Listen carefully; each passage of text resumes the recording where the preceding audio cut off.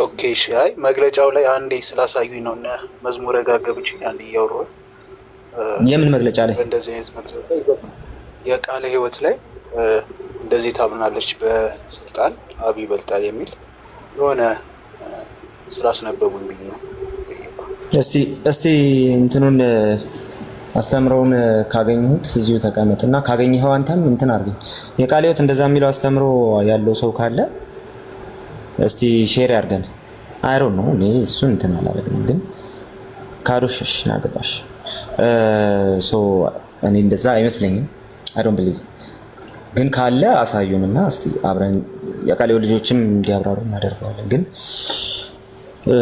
ስልጣን ሲባል አዲሱ መደበኛ ትርጉም ላይ ያለው ነው። ባለፈው ከትላንት ወዲያ ትላንት እኔም ነበርኩና በአዲሱ መደበኛ ትርጉም ያለው ነው እንትን ሲሉ ነበሩ ሲያወሩት የነበሩ አንደኛ ቆሮንቶስ ምዕራፍ 25 ከቁጥር እሱኛው ከሆነ ምንም የሚያከራክር አለ ፈንክሽናል ነው። በምንም አይነት ሁኔታ ኦንቶሎጂካል አይደለም ብሎ መዝጋት ነው።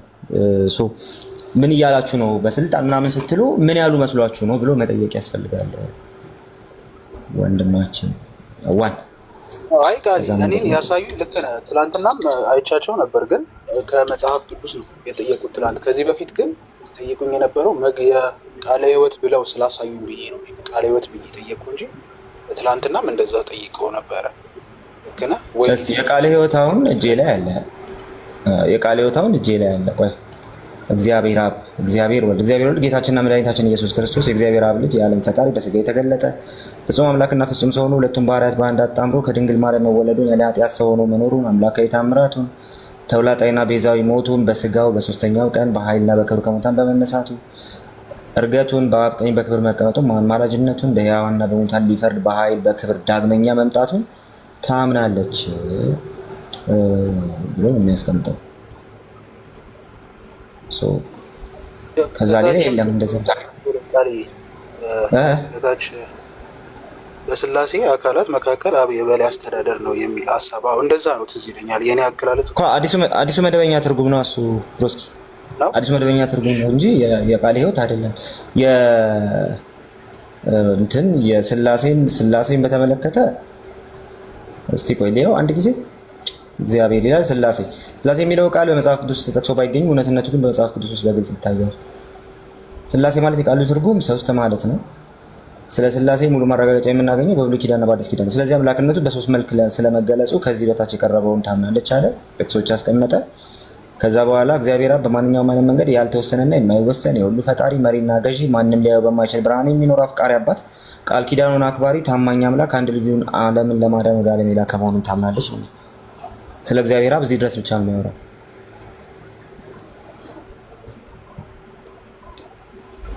ዋን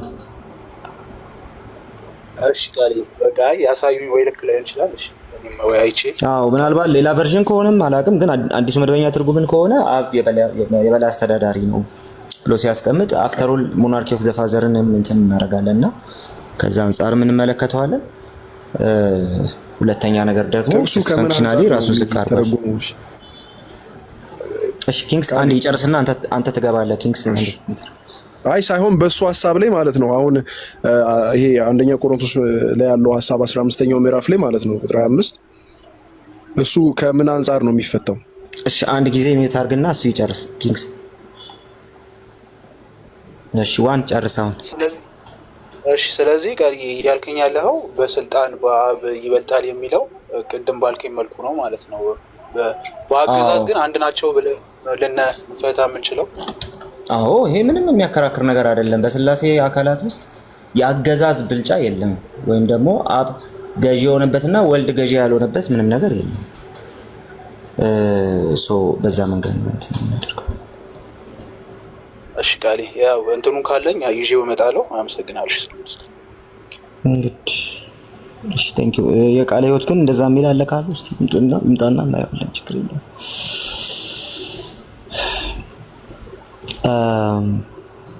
ኪንግስ አሁን ቀጥል።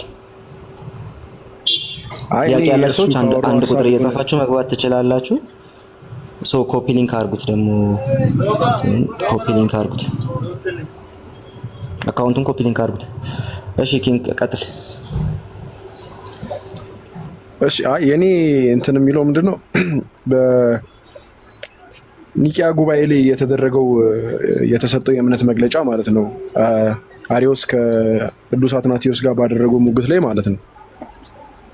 የመጨረሻው እንትን ላይ የተጻፈው እንዴት ነው? አሁን በአንዲት ቅድስት ቤተክርስቲያን እናምናለን፣ ኃጢአት በሚሰረይባት በአንዲት ጥምቀት እናምናለን የሚለው ፓርት ማለት ነው። ይሄኛው የውሃ ጥምቀትን ነው የሚያመለክተው ወይንስ በውሃ ጥምቀት የኃጢአት ስርየት አለ የሚል ሀሳብ ነው የያዘው የሚለውን ለመጠየቅ ነው። እሺ በተደጋጋሚ አክቹሊ አውርተንበታል። ይሄንን እንትን እንዴት ነው የምናየው የሚለውን ነገር ማለት ነው። ኒቂያው ላይ እንደዛ የሚለው ቀጥታ የውሃ ጥምቀትን ነው። ምንም የሚያከራክር ነገር አይደለም። የውሃ ጥምቀትን ሲያስቀምጥ ኃጢአት በሚሰረይባት በአንዲት ጥምቀት እናምናለን ብሎ ነው ያስቀምጠው። በዛ መንገድ ነው ያስቀምጠው። ስለዚህ ምንድነው ጥምቀትን ከኃጢአት ስርየት ጋር ብናገናኘው ከተባለ ወደ ሐዋርያት ሥራ ምዕራፍ 2 መሄድ ይቻላል ምናምን ወደ ሌሎችም ጥቅሶች መሄድ ይቻላል እና ከኃጢአት ስርየት ጋር በቀጥታ ተገናኝቶ ጥምቀት ተነስቷል።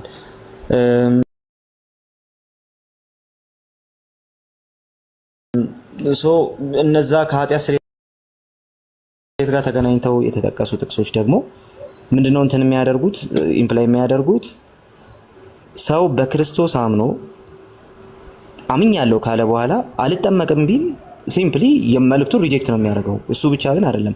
በክርስቶስ ካመነ በኋላ የውሃ ጥምቀትን የሚጠመቅበት ምክንያት አንደኛው የወንጌሉን እውነት እንደተቀበለ በእርግጠኝነት ለመመስከር ነው።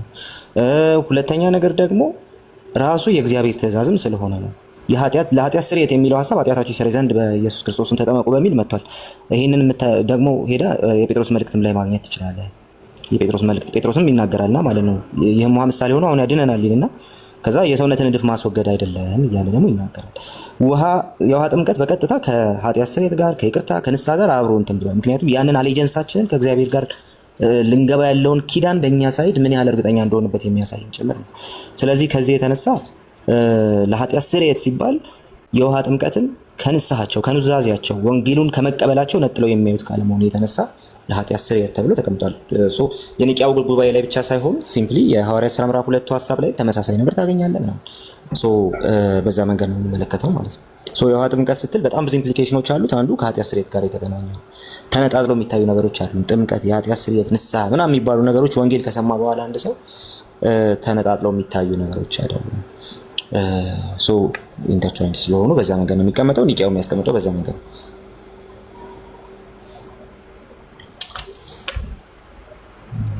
አለ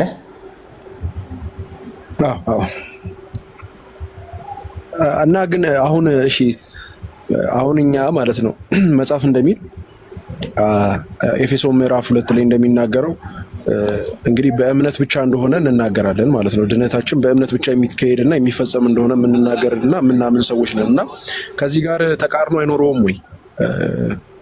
ግጭት አይፈጥርም? አይፈጥርም። እስቲ ለምን እንደማይፈጥር እንትን ላድርግህ። የሚዳነው በእምነት ነው አይደለ? ኪንግስ ትላንትና ይሄንን ሎጂክ አስቻል። የሚዳነው በእምነት ነው። እሺ የሚዳነው በእምነት ብቻ ነው የሚዳነው። እሺ በኑዛዜ ይዳናል? በመና ማለት ኑዛዜ በንስሐ በኮንፌስ በማድረግ ይዳናል? ኖ። እሺ አንድ ሰው በክርስቶስ ይዳናል ብዬ አላምንም። ያ እንደዛ ከሆነ በክርስቶስ አንድ ሰው ካመነ በኋላ ኮንፌስ ያደርጋል አይደል? ትክክል። ኮንፌሽኑ ኮንፌስ አላደርግም ቢል ምንድነው እንትን የምታደርገው? በቀጥታ ምንድነው የምትለው? ድነሃል ነው የምትለው? አይ እኔ ኮንፌስ አላደርግም አምኛለሁ ቢል ማለት ነው።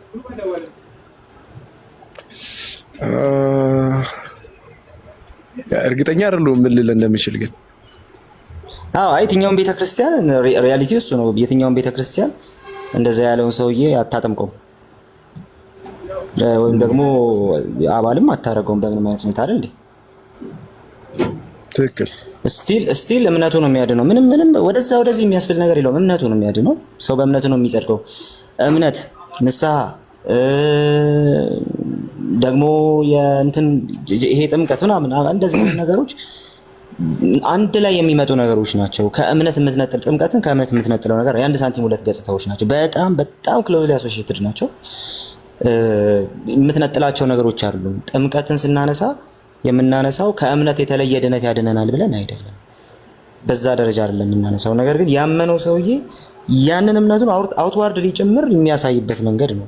የሚያሳይበት ሲባል ግን ዝም ብሎ እንግዲህ ታየ ምናምን አይነት ሀሳብ ግን አይደለም። በዛ መንገድ አይደል። በጣም ዲፕ ሚኒንግ አለው። እሱም ምንድነው? በእግዚአብሔር ፊት ደግሞ እሱ ለእግዚአብሔር መንግስት ያለውን አሌጀንስ ጭምር ነው በዛ ውስጥ የሚገባበት ማለት ነው። ሶ ከዛ የተነሳ ጥምቀትንና ኑዛዜውን ነጥለ እንዳላየው በኑዛዜው አይዳንም፣ ግን አልናዘዝም ቢል ዓለምን ትጃለሁ አልልም ቢል አይ ቆይ ቆይ እንደሚባለው እንደዛው እንደውም ከዛ በላይ በሆነ ደረጃ ነው ጥምቀትን የምንመለከተው ማለት ነው። ስለዚህ እምነት ጥምቀትን ኢምፕላይ ያደርጋል። ሁለቱ እምነትና ጥምቀት አንድ አይደለም፣ ወይም ደግሞ ተመሳሳይ ሲኖኒም አይደለም። ያመነ ሰው ሳይጠመቅ የሚድንባቸው ኤክሰፕሽናል ኬዞች ስላሉ ማለት ነው። ሰው ግን ከእምነት ነጠለ አይደለም ጥምቀትን የምታየው የህግ ስራ ምናምን አድርጋ አይደለም። የሆነ በእግዚአብሔር ፊት ለመጽደቅ የምትሰራው ነገር ምናምን አድርጋ አይደለም የምታየው። የእምነቱ አንዱ አካል ነው። እምነት ሁልጊዜም በስራ ይገለጣል አይደለ? ግን ጥምቀት ደግሞ ከስራ ራሱ ያልፋል። ስራ የሚባለው እንትን ውስጥ ራሱ የምትከተው ነገርም አይደለም። ሲምፕሊ ከክርስቶስ ጋር አንድ የምትሆንበት ደግሞ የበጎ ሕሊና ልመና የሆነ ነገር ነው። በጣም ብዙ ነገር መጽሐፍ ቅዱስ ይልህና ጥምቀትን ከስራ ተራው ላይ ያወጣዋል ማለት ነው። ልክ መናዘዝ ዓለምን ክጃለሁ ምናምን ማለት እጅን አንስተ ምናምን ያንን ማለት ስራ እንዳልሆነው ሁሉ እንደዛ ማለት ነው። ሶ ጥምቀቱ ደግሞ ከዛ የበለጠ ኢምፕሊኬሽን አለው። በዚህ ምክንያት ነው እምነት ብቻ ብለን ጥምቀትን ኢምፕላይ ብናደርግ በጣም ፖሲብል የሚሆንበት ምክንያት እሱ ነው። ከስራ ስለማንመድበው ማለት ነው። ወይም ደግሞ ለመጽደቅ የምንሰራው ስራ ነው ብለን ስለማናየው፣ ግን የእምነቱ የራሱ አንድ አካል ነው ብለን ስለምናምን ማለት ነው። ሶ በዛ ምክንያት እምነትና ጥምቀት የአንድ ሳንቲም ሁለት ገጽታ ናቸው እንላለን ማለት ነው።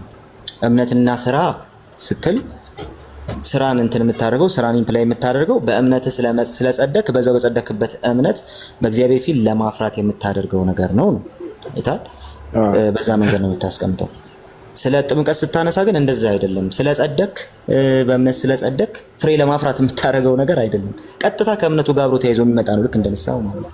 በዛ ምክንያት እምነት ብቻ ብለን እንትን አናደርግም፣ ጥምቀትን አናገልም ማለት ነው። ማግለል የለብንም ማለት ነው። ኦኬ፣ ይሄ ማለት የማመኔ ማረጋገጫ ሆኖ ይታያል ማለት ነው። ማለት አንድ ሰው በጌታ በኢየሱስ ክርስቶስ አምኖ አይደለ? ሲል ሆኖ ይታያል። ይሄ ምን ያከራክራል አይደለም። በተለያየ መንገድ ሲብራራ ልታገኘው ትችላለህ።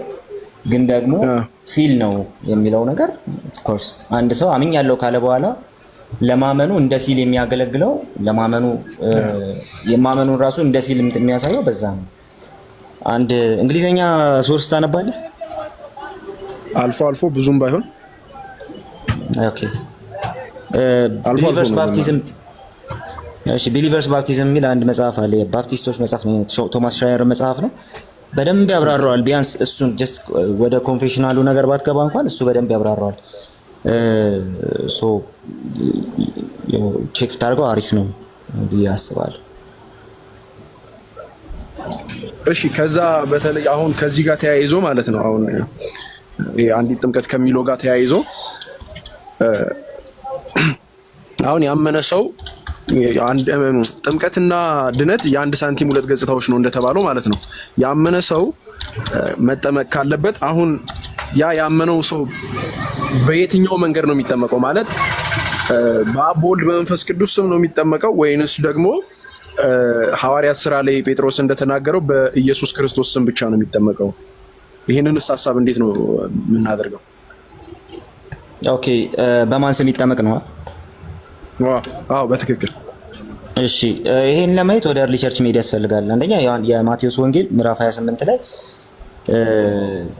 በግልጽ አስቀምጠውታል። በአብ ወልድ በመንፈስ ቅዱስ እያጠመቃቸዋቸው ብለዋል። ሶ ያ ሊተርጂካል አስፔክቱን ይይዛል። ሌላ ግን ሶቴሮሎጂካል አስፔክት ግን ያለው ነገር አለ። እሱም ደግሞ እንትና ያለው ማለት ነው ጴጥሮስ በኢየሱስ ክርስቶስ ስም ተጠመቁ እንዳላቸው ማለት ነው። ቤተክርስቲያን በጥንቱ ዘመን በኢየሱስ ስም አጠመቁም በአብ ወልድ መንፈስ ቅዱስ ስም አጠመቁም ችግር የለባትም። ቤተክርስቲያን በሁለቱም ስም ቢጠመቅ በአብ ወልድ መንፈስ ቅዱስም በኢየሱስ ስም ችግር የለባትም። ምክንያቱም በኢየሱስ ስም የተጠመቀ የአብ ወልድ መንፈስ ቅዱስን ስልጣን ነው የሚታዘዘው። ሶ ከዚህ የተነሳ ምንም እንትን የለውም። በኢየሱስ ስም ሲልና ጴጥሮስ ኢንፈሲስ ሲሰጥ በተለይ ከዛ እነሱ ኢየሱስ ክርስቶስን ማወቅ ስለሚገባቸውና በቀጥታ ለኢየሱስ ወንጌል የተገዙ ከመሆናቸው የተነሳ ያንን ብሏቸዋል።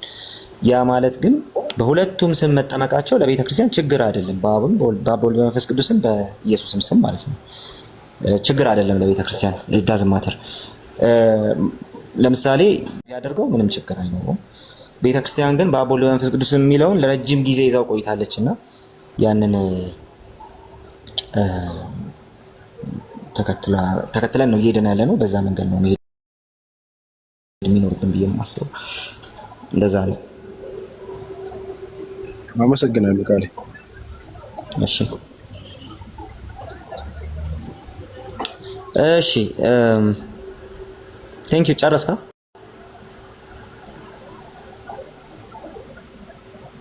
አዎ ጨርሻለሁ። ቴንክ ዩ። እሺ ኢማኑኤል አለ ጋይስ፣ ኮፒ ሊንክ እያደረጋችሁ እሺ። ታፕ እያደረኩት ነው የገባሁት። አሃ ነው እንዴ? እሺ እሺ እሺ ወንድሜ ላውርድ በቃ። ቴንክ ዩ ተባረክ። አኪ አለ ሰላም በለን።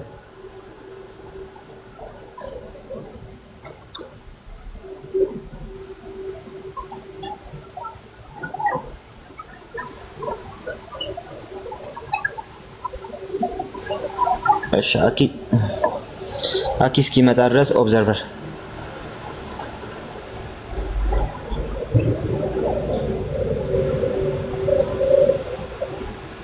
አላችሁ ወገኖች።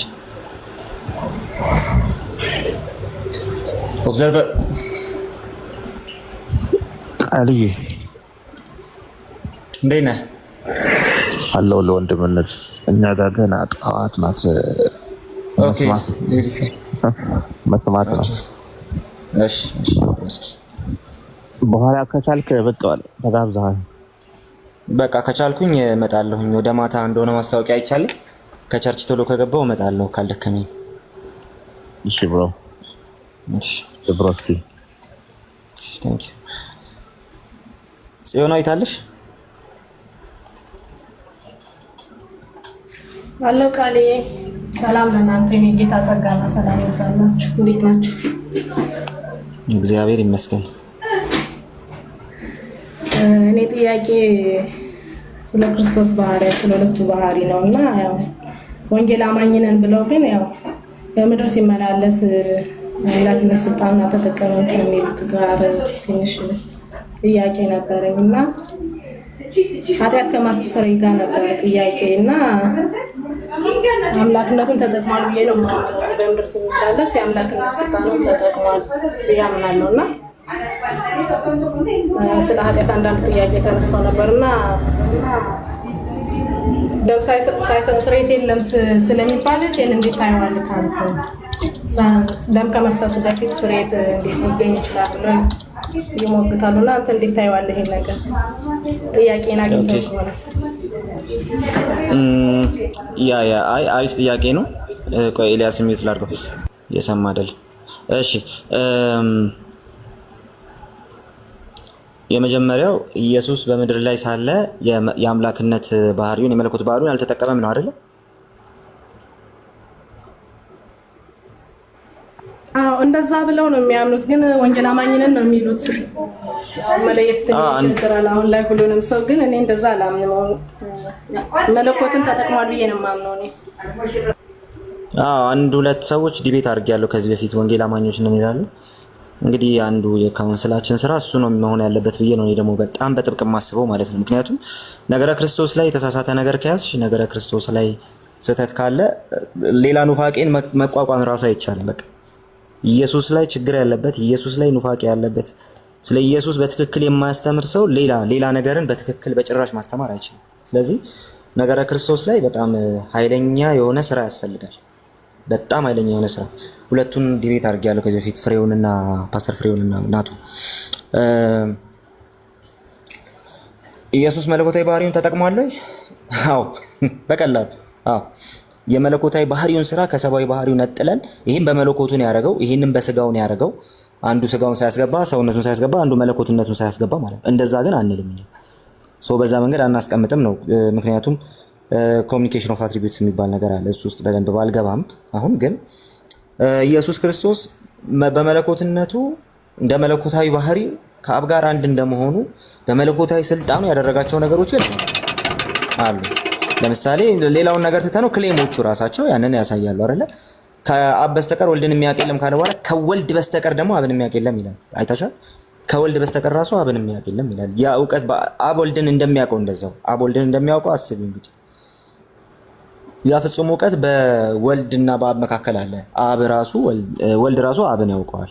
ስለዚህ ክሌሞቹ በራሳቸው ያንን እንትን ያደርጋሉ። ቅድም ያነሳሽው ነገር አለ የኃጢአትን ይቅር ማለት ነው። እዛ ላይ እኮ በቀላሉ ነው ያስቀመጠላቸው ራሱ ማርቆስ ምዕራፍ 2 ላይ ማለት ነው። ማርቆስ ምዕራፍ 2 ላይ ኃጢአት ተሰረየችልህ ሲለው እነሱ ቀጥታ ያነሱት ነገር አለ። ከእግዚአብሔር በስተቀር ኃጢአትን ሊያስተሰርይ እኮ ማንም አይችልም፣ ይሄ ሰውማ ይሳደባል ያሉት። ይሳደባል ሰው አይተሻል። ለምን ሰተ ከተባለ ስድብ ካሉ ስለ ስድብ አንተም ሰው ስትሆን ራስን አምላክ ስለማድረግ ምናምን እያሉ የተናገሯቸውን ነገሮች አንረሳቸው አይደለ? ምንድነው ስድብ የሚል ነገር ካነሱ እነዚህ ሰዎች ካልን በቀጥታ አምላክነትን ክሌም ስላደረገ ክህደትን እንዳደረገ ወይም ደግሞ እንደካደ ክህደት እንደታየበት ነው እያሳዩ ያሉት ማለት ነው። ይህ ይሳደባል አሉና አንዱ ከአንዱ ከእግዚአብሔር በስተቀር ማን ነው ኃጢአትን ይቅር ማለት የሚችለው? ኃጢአትን ማስተሰረይ ማን ይችላል? ስለዚህ ስድብ ነው ይሄ ሰው ያደረገው ነው። ዮሐንስ ወንጌል ላይ ስለ ስድብ አንተም ሰው ስትሆን ራስን አምላክ ስለማድረግ ነው እንዳሉት ማለት ነው። የማርቆስ መጨረሻው ላይም ስትመለከቺ ተሳድቧል ከእንግዲህ በኋላ ምን ይቀረናል ብለው ልብሳቸውን እንደቀደዱት ማለት ነው። ስድብ ሲሉ ራሱን አምላክ አድርገዋል። ክህደት ነው በቃ ብላስፌሚ ስለሆነ ማለት ነው። ያ በዛ መንገድ ነው የሚሄዱት። ስለዚህ ኢየሱስ ምን አላቸው? ኧረ አይ ተሳስታችኋል፣ እኔ ማለቴ አይደለም ያላቸው። ቀጥታ ምንድን ነው ያላቸው? ተነሳና ሂድ ወይም ደግሞ ኃጢአት ተሰረየችልህ ከማለት የቱ ይቀላል አላቸው። ምክንያቱም ኃጢአት ተሰረየችልህ ሲምፕሊ ክሌሙን ማንም ሰው ማድረግ ስለሚችል፣ ተነሳና ሂድ ግን እዛው ተግባር ይጠይቃል አይደል? በጣም ከባድ ነው ተነሳና ሂድ። ግን ተነሳና ሂድ ከማለት ይልቅ ኃጢአት ተሰረየችልህ ማለቱን የመረጥኩት ለምን ይመስላችኋል ነው ፖይንቱ። ኃጢአት ተሰረየችልህ ወይም ደግሞ ተነሳና ሂድ ከማለት የትኛው ይቀላል አላቸው። ነገር ግን ይሄን ያልኩት በምድር ላይ የሰው ልጅ ኃጢአትን የማስተሰረይ ስልጣን እንድታውቁ ነው አላቸው። እዛው ነው አፈርም ያደረገላቸው ማለት ነው። ስለዚህ ኃጢአትን ይቅር ማለት ስልጣን ያለው አዎ እሱ አምላክ ስለሆነ ነው። በቃ አለቀ። ይሄንን ነው እየነገራቸው ያለው ማለት ነው። ከዛ በኋላ ተነስና ሄዳለው ተነስቶ ሄዱ። እዛው ላይ ወረድ ብሎ አንድ ነገር ደግሞ ይናገራል። እዛው ወረድ ብሎ ማለት ነው። እሱም ደግሞ ምንድነው እሸት እየበሉ እየቀጠፉ እሸት እየበሉ ሲሄዱ ደቀ መዛሙርት በሰንበት እሸት እየቀጠፉ ነው አሉት። ከዛ ሰው ስለ ሰንበት አልተፈጠረም ሰንበት ስለ ሰው ተፈጥሯል እንጂ ምናምን ካላቸው በኋላ እንዲሁም የሰው ልጅ የሰንበት ጌታ ነው አላቸው። የግሪኩ ቃል ሆስቴ የሚለው የግሪክ ቃል በብዙ መንገድ እንትን ያደርጋል፣ በብዙ መንገድ ይቀመጣል። እዛ ቆይ ግሪኩን ታዩና ኤግዜጀሲሱን ታዩና እዛ ላይ ቀለል ያለውን ነገር ብቻ አንስቼ ይላል። የሰው ልጅ የሰንበት ጌታዋ ነው ሲላቸው አንደኛ ጀነሪክ ኔሙን ወይም ደግሞ ሰው የተባለውን ፍጡር በሙሉ ጀነሪክ ኔም እየተናገረ አይደለም። እስራኤላውያን እኛ የሰንበት ጌታ ነን ብለው በጭራሽ አያውቁም። በጭራሽ ሰዎች የሰንበት ጌታ ናቸው ብለው አያውቁም። ምክንያቱም የሰንበት ጌታ የሚባለው ሰንበትን የሰጠው ራሱ በሰንበት ምን እንደሚደረግና እንደማይደረግ የሚወስነው እሱ ራሱ። ኢየሱስ የሰው ልጅ የሰንበት ጌታ ነው ብሎ ሲናገር አንደኛ ስለ ራሱ ነው። የሰው ልጅ የሚለው ሐሳብ ሰው ብቻ ማለትም አይደለም። የአምላክን ባህሪ የአምላክን ስልጣን የያዘ ሰው ሆኖ የመጣ የመሆኑን ጉዳይ የሚያሳይ። ስለዚህ የሰው ልጅ የሰንበት ጌታዋ ነው ሲላቸው ሰንበትን የሰጠ በሰንበት የሚደረግና የማይደረገውን ነገር እንትን ያደረገ የወሰነ የሚወስንም ጭምር መሆኑን ደግሞ እየነገራቸው ነው። ስለዚህ በቃ እኔ አብሬያቸው ነኝ፣ የሰንበት ጌታ ነኝ፣ በሰንበት የሚደረግና የማይደረገውን መወስነው እኔ አብሬያቸው ነኝ እያለ ዮሐንስ ወንጌል ምዕራፍ 5 ላይ ዮሐንስ ራሱ ተናግሯል። እግዚአብሔር አባቴ ነው ብሎ ራሱን ከእግዚአብሔር እኩል ስላደረገ አይሁድ ሊገሉት ይፈልጉ ነበረ ብሎ ማለት ነው። ከዛ በኋላ ደግሞ ኢየሱስ ምን ብሎ መለሰላቸዋል? አባቴ እስከዛሬ ይሰራል እኔም ደግሞ እሰራለሁ ብሎ ይመለሰላቸው ይላል። ከዛስ እውነት እውነት እላቸዋለሁ አብ በራሱ አብ ሲያደርግ ያየውን እንጂ ወልድ በራሱ ምንም ሊያደርግ አይችልም አላቸው። አብ ሲያደርግ ያየውን ነገር ግን እሱን ያደርጋል። አብ ሕይወት ሲሰጥ ያል ወልድም ራሱ ይሰጣል። እኔ ምንም ማድረግ አልችልም የሚለውን ከኦምኒፖተንስ አንጻር የሚያነሱ ሰዎች አንደኛ ሳሙኤል ላይ እንትን እግዚአብሔር ወደ ኤሊ መጥቶ ያከበሩኝን አከብራለሁ የናቁኝም ይናቃሉ ይህ አይሆንልኝም ያለውን እግዚአብሔር ሁሉን ቻይ አይደለም፣ የናቁትን ማክበር የሚችል አምላክ አይደለም ብለው መፍታት አለባቸው። ግን እንደዛ አለ ከፕሪንሲፕልና ከዊል አንጻር እኔ ከራሴ ምንም ላደርግ አልችልም ማለት በቃ ምንም ነገር ከራሴ ማድረግ አልፈልግም፣ አልፈቅድምም፣ አልችልም፣ አላደርገውም። ለምን አባቴ ሲያደርግ ያየሁትን እንጂ ማረው የአብ ያልሆነ የኔ ብቻ የሆነ ነገር የለም ነው ፖይንቱ። ልክ ይህ አይሆንልኝም የናቁኝን ማክበር አይሆንልኝም እንዳለው እግዚአብሔር ማለት ነው። ያው ያኔ እንዳለው እንደዛው ፕሪንሲፕል ዋይዝ ከዛስ ከዊል የተነሳ ወልድም ከአብ በተነጠለ መልኩ ምንም ነገር አያደርግም። ነገር ግን አባት ሲያደርግ ያየውን ልጅም ያደርጋል። ስለዚህ በሰንበት መስራት ኖር ደግሞ ሰው ሁሉ በሰንበት ሲያርፍ በሰንበት የሰዎችን ህይወት ማስቀጠልን በሰንበት ሰዎችን መፈወስን በሰንበት የሆነ ነገር እንዲቀጥል ማድረግን ያየው ኢየሱስ ከአባቱ አይተሻል። አባቴ ነው ስላለ ሊገሉት የፈለጉት እነሱም አባታችን የሚሉትን እግዚአብሔርን አባቴ ነው ስላለ ሊገሉት የፈለጉት ለዛ ለምን ሲባል አባቴ ነው ሲል በሌላ ክላስ ነው እሱ እያለ ያለ ሌላ ማብራሪያ ያላቸው እነሱ ሰንበታው ለሰው ነው እንጂ የተሰጠው እኮ ያህዌ በሰንበት ቢያርፍ ኖሮ እኛ በህይወት መች እንገኛለን? በሰንበት ሰው እንዲተነፍስ ልጆች እንዲወለዱ የሚያደርገው በሽተኞች እንዲፈወሱ የሚያደርገው እሱ አይደለም? ስለዚህ በሰንበት እሱ አያርፍም፣ ለእኛ ምሳሌ እንዲሆን ነው በሰንበት አረፈ የተባለው እንጂ እኛን የምናርፈው የሚል ማብራሪያ ያላቸው እነሱ ከራባዮቻቸው ቀጥታ እሱን ነው ሪፈር እያደረገ ያለው ዮሐንስ ወንጌል ምዕራፍ 5 በሰንበት አባቴ ሲፈውስ አይቻለሁ፣ የሆነ ነገር ሲያደርግ አይቻለሁ፣ በሰንበት እኔም እንደዛ አደርጋለሁ። አይተሻል። ስለዚህ በቀጥታ ይሄ እንትን የሚያደርገው የሚያሳየው ኢየሱስ አምላክ ነው። ለዛ ነው ማነው ዮሐንስ ራሱን ከእግዚአብሔር ጋር አስተካክሎ እግዚአብሔር አባቴ ነው ስላለ ብሎ የተናገረው። ስለዚህ ኢየሱስ ክርስቶስ አምላክ መሆኑን ተናግሯል። አምላክ ሊያደርግ የሚችለውን ነገር አድርጓል። በምን በስጋ መጥቶ ያንን አድርጓል። ስለዚህ ኢየሱስ ያደረገው ነገር በሙሉ አምላክ ያደረገው ነገር እንደ አምላክነቱ ያደረገው ነገር በሙሉ በስጋ መጥቶ ያደረገው ነገር ነው። አንነጣጥላቸውም ሁለቱን ማለት ነው። ነገር ግን ሁለቱን ባህሪያቱን ኢየሱስ ክርስቶስ በማይነጣጠል በማይቀላቀል መልኩ ገልጧቸዋል። በስራው በክሌም ውስጥ እነዛን ገልጧቸዋል። ስለዚህ ኢየሱስ ክርስቶስ በስጋ ሲመጣ አምላክነቱን ትቷል የሚል ምንም አይነት ማስረጃም ሆነ ምንም አይነት ነገር ልናገኝ አንችልም። ይሄ ኦንቶሎጂካል ኬኖሲስ ይባላል። ሴሚያሪያኒዝም ነው ራሱና በጣም አደገኛ ነው። እዚህ ላይ አንድ መባል ያለበት ነገር አለ ብዬ አስባለሁ። ከዚህ ጋር በተያያዘ ታዲያ ፊልጵስዩስ ምዕራፍ 2ን ሐሳብ ላንሳልሽና ፊልጵስዩስ ምዕራፍ 2 ላይ እሱ በእግዚአብሔር መልክ ሲኖር ሳለ ከእግዚአብሔር ጋር መተካከልን መቀማት እንደሚገባ ነገር አልቆጠረም። አይተሻል። በእግዚአብሔር መልክ ሲኖር ሳለ ከእግዚአብሔር ጋር መተካከልን መቀማት እንደሚገባ ነገር አልቆጠረም።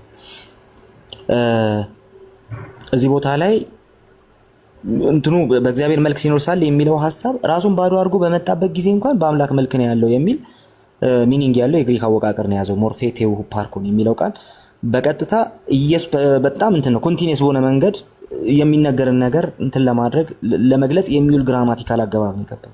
ስለዚህ ኢየሱስ ክርስቶስ በግራመሩ ታዩ የአባቶች ትምህርትን ተተሹ የፕሮቴስታንቱን አተረጓጎም ተተሹ ግራመሩ ላይ ብቻ ብትቆሚ ራሱ ኢየሱስ ክርስቶስ ራሱን ባዶ አድርጎ ሰው ሆኖ ሲመጣ ራሱን ባዶ ማድረግ ማለት እንግዲህ እንትን ማድረግ ማለት ነው። ራሱን ባዶ ማድረግ ማለት ያለውን ያንን ፕሪቪሌጅ ትቶ ታዛዥ መሆን ማለት ነው። ራሱን ባዶ ማድረግ ማለት ፕሪቪሌጅ እንጂ ባህሪ መተውን አያሳይም። ባህሪውን ግን ራሱን ባዶ አድርጎ ባለበት ሰዓት እንኳን አምላክ ነበር ነው የግሪክ አወቃቀር ማለት ነው። ስለዚህ ኢየሱስ በስጋ በመጣ ጊዜ ራሱን ከመለኮትነቱን ትቶ ነበር ምናምን የሚለው ሐሳብ ብዙ የሚያስኬድ ነገርም አይደለም፣ ብዙ ሳይሆን ምንም የሚያስኬድ ነገርም አይደለም። ባጭሩ ሴሚያሪያኒዝም ነው፣ ትንሹ እስልምና ነው። እንደዚህ አይነት ትምህርቶች በጭራሽ መኖር የለባቸውም። ኃጢአትን ይቅር ብሏል እኮ ሲባል ደም ሳይፈስ ስርየት የለም የሚለውን ነገር አነሱ ነው ያልሽውና ሌላው አስቂኙ ነገር እሱ ነው ያለ አውድ የሚጠቀስ ነገር ማለት ነው። ደም ሳይፈስ ስርየት የለም ኢየሱስ ክርስቶስ በስጋ መጥቶ ስለ ዩኒቨርሳል ኃጢአታችን ያደረገውን ነገር የሚያሳይ ነው። ኦኬ ለኃጢአታችን ስርየት ኢየሱስ ክርስቶስ ደሙን አፍስሷል። አዎ የኃጢአት ስርየት ሲባል በኢየሱስ ክርስቶስ የሚገኝ የዘላለም ሕይወትን የሚያሳይ ነው። ኃጢአት ይቅር ተብሎልሃል፣ ኃጢአት ተሰርዮልሃል የሚለው ሐሳብ ኢየሱስ ክርስቶስ በዛ ቦታ ላይ ያን እየተናገረ ያለው ቴምፖራል ሲን ይባላል፣ ወይም ደግሞ ጊዜያዊ በሆነ መልኩ ሰውየው የሰራቸውን ኃጢአቶች ይቅር ስለማለት ነው የሚነገረው። ደም ሳይፈስ ስርየት የለም በአንዱ የኢየሱስ ክርስቶስ መስዋዕትነት ለዘላለም ከእግዚአብሔር ጋር የመታረቂያ መንገድ አግኝተናል። ኃጢአት ተሰረየችልን ማለት ለዘላለም ከእግዚአብሔር ጋር የመታረቂያ መንገድ ሆኖለታል አይደለም። ነገር ግን ሁለት ነገሮችን ኢምፕላይ ያደርጋል። አንደኛ ቴምፖራሊ በዛ ሰዓት ላይ የተሰሩ ኃጢአቶችን ይቅር ስለማለት ያሳያል። ይሄን እግዚአብሔር ደም ሳይፈስም በፊት እንደዛው ይቅር ማለት ይችላል፣ ግን ቴምፖራል ነው፣ ምንም እንትን አይደለም። እስራኤላውያንን እኮ ይቅር ይላቸው ነበር እኮ ንስሐ ገብተው እነ ዳዊትን ይቅር ይላቸው ነበር፣ ልክ እንደዛው ማለት ነው። ስለዚህ ያ ደም መፍሰስን የማይጠይቅ በጣም ቴምፖራል የሆነ ነው። ዩኒቨርሳል በሆነ መልኩ ፐርማነንት በሆነ መልኩ የኃጢአትን መሰበር ወይም ደግሞ በኢየሱስ ክርስቶስ ስናምን ያለውን ኢቭን ከኦሪጂናል ሲን ቦንዴጅ ጭምር የመውጣትን ጉዳይ ግን ኢምፕላይ የሚያደርግ አይደለም። ሁለቱ በአውዱ ላይ የተለያዩ ናቸው። ቴምፖራል ኃጢአት በጣም ጊዜያዊ በሆነ መልኩ ኃጢአትን ይቅር ማለት ጉዳይ ቀጥታ የኢየሱስን ስልጣኑ ምን ድረስ እንደሚሄድ ለማሳየት ማለት ነው። እሱ አንድ ነገር ነው። ኢየሱስ በሊቀ ክህነት ስራው በአንዴ መስዋዕትነቱ ለዘላለም ሰዎችን ከራሱ ጋር የማስታረቅ ጉዳይ ዩኒቨርሳል የሆነ የቤዞታዊ ስራው ነው። እሱ ደግሞ በሌላ አውድ የሚታይ ነገር ነው። ስለዚህ ሁለቱን ሳናጋጭ ነው ማየት ያለብን። ቴምፖራል ኃጢአትን ነው ይቅር ብያለሁ ያለው እንጂ ዩኒቨርሳል ኃጢአትን አይደለም። ይሄንን እንትን ሳያደርግ ይሄንን ዲስቲንክሽን ሳይሰራ ከተናገረው የራሱን አፈታት እየተጠቀመ ነው። ከሱ በፊት እንደዛ ያመነ የለም፣ መሰማትም የለበትም፣ ውድቅ ነው መደረግ ያለበት ብዬ አምናለሁ። ስለዚህ በዚህ መንገድ ነው የምንረዳው ጽዮናዊት። እሺ ቃል የተባረክ አመሰግናለሁ። ግልጽ ነው ግን እነሱ አምላክ ግልጽ ነው። በጣም ግልጽ አድርገህ ነገርከኝ። እነሱ አምላክነቱን ትቶ መጣ ሳይሆን የሚሉት አምላክ ነው፣ ግን የአምላክነት ስልጣኑ አልተጠቀመም ነው የሚሉት። እንደዚህ አይነት ሰው ጋር ህብረት ማድረግ ራሱ ይከብዳል። ያ ለዛ ነው ትንሹ እስልምናን ያልኩት። የአምላክነት ስልጣኑን ትቶ መጣ ማለት ባይዘዌ አምላክ አምላክነቱን መተው ይችላል፣ ባህሪውን መተው ይችላል ማለት ነው ራሱ ማለት ነው። ይሄ ጭራሽ የማያስኬድ ነገር ነው። ሰው ሆኖ ሰውነታቸውን መተው አይችሉም። አምላክን አምላክነቱን ይተዋል ማለት አንደኛ ዲቫይን ሲምፕሊሲቲ ነው፣ ብዙ እንትን አያደርጉም እነሱ። ግን ደግሞ አምላክ ባህሪውን ይተዋል። ሰው የሰውነት ባህሪውን አይተውም እኮ እንኳን አምላክ ማለት ነውና ለእግዚአብሔር ራሱ የሚነገር ፌር ያልሆነ ነገር ነው የሚሆነው። እነዚህ መወገዝ አለባቸው ብዬ ነው የማምነው። በቃ ትንሽ ተነግሯቸው መወገዝ አለባቸው ብዬ ነው የማምነው። የካውንስሉ ሰዎች የሚሰሙ ከሆነ ራሱ እነዚህ ሰዎች ቢመክሩ መልካም ነው ብዬ አስባለሁ። ኢቫንጀሊካል ሰርክል ላይ በጭራሽ መነገር የሌለበት አደገኛ ትምህርት ነው። ክሪስቶሎጂ ላይ የተሳሳተ ሰው ሁሉም ነገር ላይ ነው የሚሳሳተው። ነገረ ክርስቶስ ላይ ተሳሳታችሁ ማለት አለቀ በቃ። እጃችሁን የሚቀር ነገር የለም። ብዙ ኑፋቄ ውስጥ ነው የምትገቡትና ጥንቃቄ ይፈልጋል። ቴንክ ዩ ጽዮናዊት። እሺ ተባረካል። አመሰግናለሁ። ጸጋ ይብዛልክ። አሜን አሜን።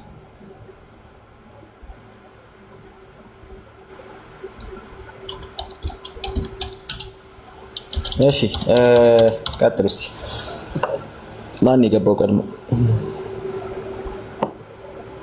እሺ ማይክ ከፈቱ ቀድማችሁ ደዝማት ጋይስ። ኮፒ ሊንክ እንዳትረሱ እሺ። በዋናነት ኮፒ ሊንክ ማስደረግ ነው ሐሳቤ። ኦኬ ይሰማል ቃለ? እሺ ቸርነት ይሰማል። ሁላችንም ሰላም ብያለሁ። ሰላምና ጸጋ ይብዛላችሁ። የኔ ጥያቄ ቃል ያው ግልጽ ያልሆነልኝ ነገር በማቴዎስ ወንጌል ምዕራፍ 28 ቁጥር 29 ጌታ ኢየሱስ ክርስቶስ ለደቀ መዛሙርቱ ያዘዘውን በአብ በወልድ በመንፈስ ቅዱስ እየጠመቃችሁ ደቀ መዛሙርቴ አድርጉ ብሎ ያው አዝዟል አይደለም? ይዛጋል። አዎ ከዛ ደግሞ ያ የታዘዙት ደቀ መዛሙርቱ ደግሞ ያው በሐዋርያት ሥራ ምዕራፍ 2 ቁጥር 38 ላይ ብዙ ጊዜ ኦንሊ ጂሰሶች የሚያነሱት ሐሳብ ማለት ነው። ያው መቼም ለአንተ ግልጽ ሆናል ብዬ አስባለሁ። እሱ ደግሞ ሐዋርያ ጴጥሮስ ደግሞ ሲናገር ኃጢአታቸው ሊሰረይ ዘንድ እያንዳንዳችሁ በኢየሱስ ክርስቶስ ተጠመቁ ሲል እንዴት ነው የሚቀመጠው? ሁለቱም ሐሳብ አሁን ሲመለስ ነበር ከዚህ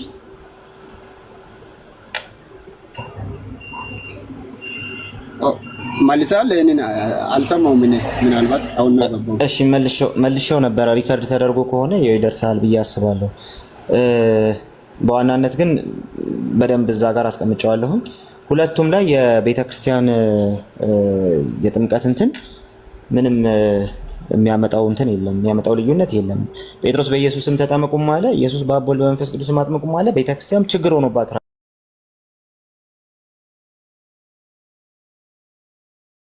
ዛቸው መሰረት ነው ሊጠመቁ የሚችሉት የሚለው ግን ጀስት ሎጂካል ነው። ግን ደግሞ በአብ ወልድ በመንፈስ ቅዱስ ስም መጠመቅ የሚለውን ሐሳብ አት ዘ ሴም ታይም ደግሞ ኢየሱስ በአጥምቋቸው እንዳለ ሁሉ ይጠመቁ የሚል የመጀመሪያ ክፍለ ዘመን ሌላ ሰነድ አለ። መጽሐፍ ቅዱስ ያልሆነ ወይ ደግሞ ካኖኒካል ቡክ ያልሆነ ዳይዳኬ የተባለ መጽሐፍ አለ። ስለዚህ ቤተክርስቲያን በሁለቱም ስታጠምቅ ነበረ። በተለይ ኢየሱስ ክርስቶስን በዋናነት ማወቅ ያለባቸው ሰዎች ጋር በኢየሱስ ስም ተጠመቁ የሚለው ሐሳብ የሚያሳየው ሲምፕሊ በኢየሱስ ስም የመጠመቃቸው ጉዳይ ኢቭን አብ ወልድ መንፈስ ቅዱስን ኢምፕላይ እንደሚያደርግ ብቻ ነው እንጂ በአብ ወልድ በመንፈስ ቅዱስ ማጥመቅ ስህተት ነው ማለትን አያሳይም። ከዚህ የተነሳ በኢየሱስ ክርስቶስም ተጠመቁ ብሏቸዋል። አንድ ሁለተኛ በማን ስም ተጠመቁ የሚለውን ነገር ብዙ አናውቅም። እነሱ የተጠመቁት በማን ስም ነው የሚለውን ነገር አናውቅም። አይ በኢየሱስ ስም ነው የተጠመቁት የሚለው አግባብነት ያለው ነገር ነው። አደሴም ታይም ግን ሌሎች ትእዛዞችም የማቴዎስ ወንጌልን ጨምሮ ሌሎች ቀኖና ያልሆኑ መጽሐፍት ትእዛዞችም ጭምር በአብ ወልድ በመንፈስ ቅዱስ ስም አጥምቁ የሚለው አሉ። ስለዚህ ከዚህ ውስጥ የምናየው ቤተክርስቲያን በአብ ወልድ በመንፈስ ቅዱስ ስምም ታጠምቅ ነበር፣ በኢየሱስ ስም ብላም ታጠምቅ ነበር።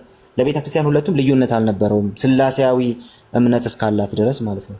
ለወንድ ልጅ ሰሶች ይሄ አይሰራም፣ ምክንያቱም ስላሴያዊ እምነት የላቸውም። አንደኛ። ሁለተኛ በአብ በወልድ በመንፈስ ቅዱስ ስም የመጠመቅን ጉዳይ እኛ የምናያይዘው ከትሪኒቲ ጋር እንደመሆኑ ማለት ነው እና ደግሞ ጥንታዊ የሆነም ሰነድ እንደመሆኑ እሱንም ዲስፕሩቭ ማድረግ አይችሉም። በኢየሱስ ስም ብቻ ነው ብለው የማቴዎስ ወንጌልን ችላ ሊሉት አይችሉም። እሱን ብቻ አይደለም ደግሞ የዳይዳኬንም ጽሑፍ ችላ ሊሉት አይችሉም። ስለዚህ በሁለቱም ስም መጠመቅ ምንም ችግር ያለው ነገር አልነበረም ፈርስት ሴንቸሪ ላይ ማለት ነው። አሁን ደግሞ እኛ በአብ ወልድ በመንፈስ ቅዱስ ስም መጠመቅን እንትን አድርገን ትውፊት አድርገን ይዘን እንቀጥላለን። የትኞቹ ቤተክርስቲያናት ላይ እንደዛ ነው ጥምቀቱ የሚሆነው። ስላሴያዊ እስከሆነ ድረስ ግን በሁለቱም ፎርሙላ ቢሆን ችግር ያለው ነገር አይደለም። በሰፊው ግን ቅድም አብራርቼዋለሁኝ ለማየት ሞክር ሪካርድ ከተደረገ። ኦኬ ጥሩ ቴንክ ዩ።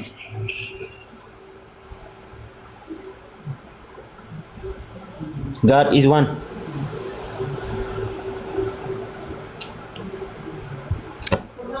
ሰላም ብያቸዋለሁ። እንዴት ናችሁ?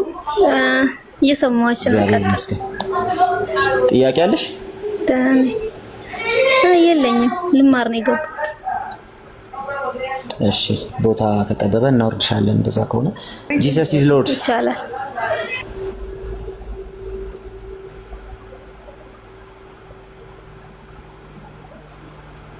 ጂሰስ ኢዝ ሎርድ አለሽ?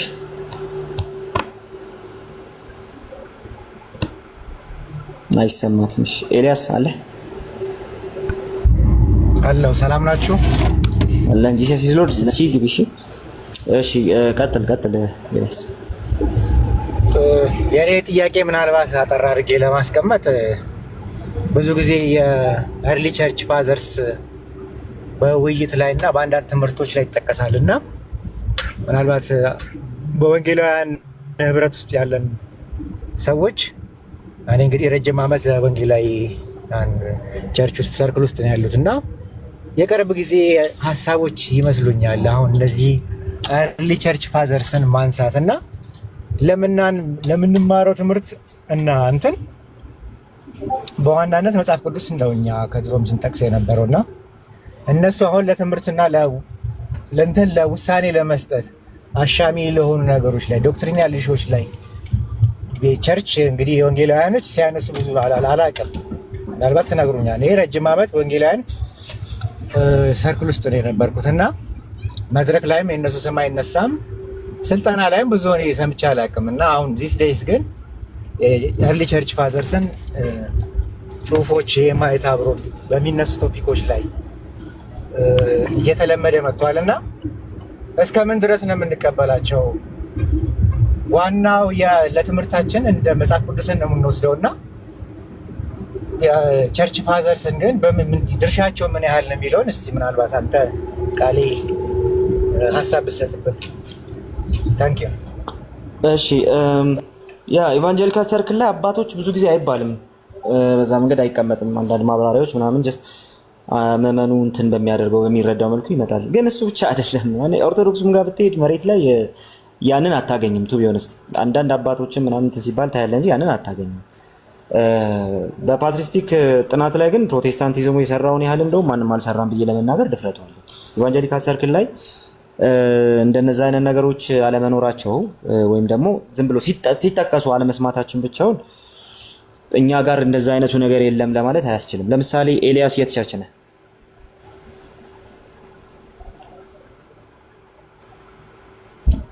ኤልያስ አለ? መሰረት ክርስቶስ ኤምኬሲ ነህ? እሺ አንድ ቸርች ነን ማለት ነው። ስለዚህ የሐዋርያት የእምነት መግለጫ ትላለህ አይደለ? እኔ ሁሉም በሚችል ሰማይና ምድርን በፈጠረ ጠዋት ልክ ነህ ትላለህ። እሑድ ፕሮግራም ላይ እንላለን መዝጊያዎች አካባቢ ላይ። ታዲያ የአባቶች ስራ እኮ ነው እሱ። እሱም ቢሆን አይ ዶንት ኖ እኔ አላውቅም። አመት ይሆነዋል ቸርች ውስጥ መስማት ከጀመርኩ። ኧረ በጣም በፊት ይባል ነበር፣ ቆሞ ነበር። እኛ ጋር ቆይቷል። በተለያየ ምክንያት ሎካል ቸርቹ ራሱ ሳያስብለው ካልቀረ በስተቀር እኛ ጋር በጣም ቆይቷል። ምንድነው በዛ ውስጥ ላነሳል የፈለኩት ነገር ምንድነው አክቹሊ በአንድም በሌላም መልኩ ኤክስቴንቱ ይለያይ እንጂ በአንድም በሌላም መልኩ እንትን ይደረጋል ነው። የአባቶች ስራዎች መነሳታቸው አይቀርም ነው።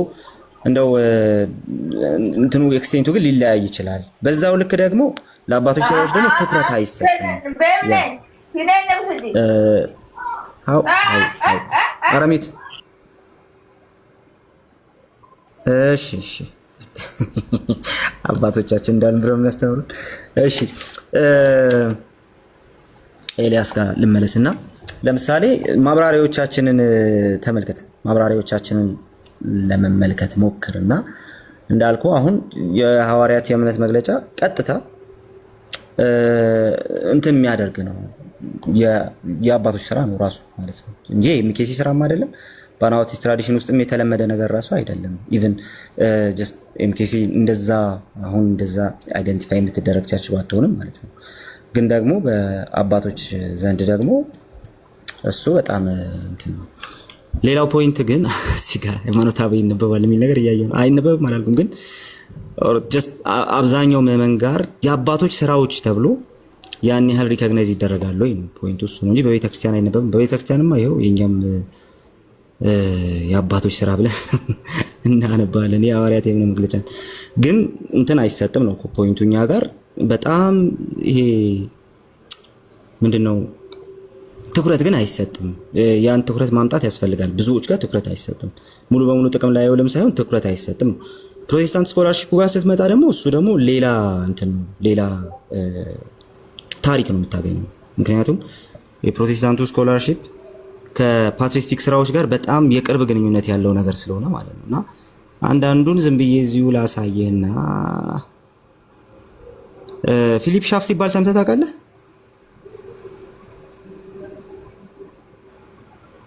አልሰማሁም።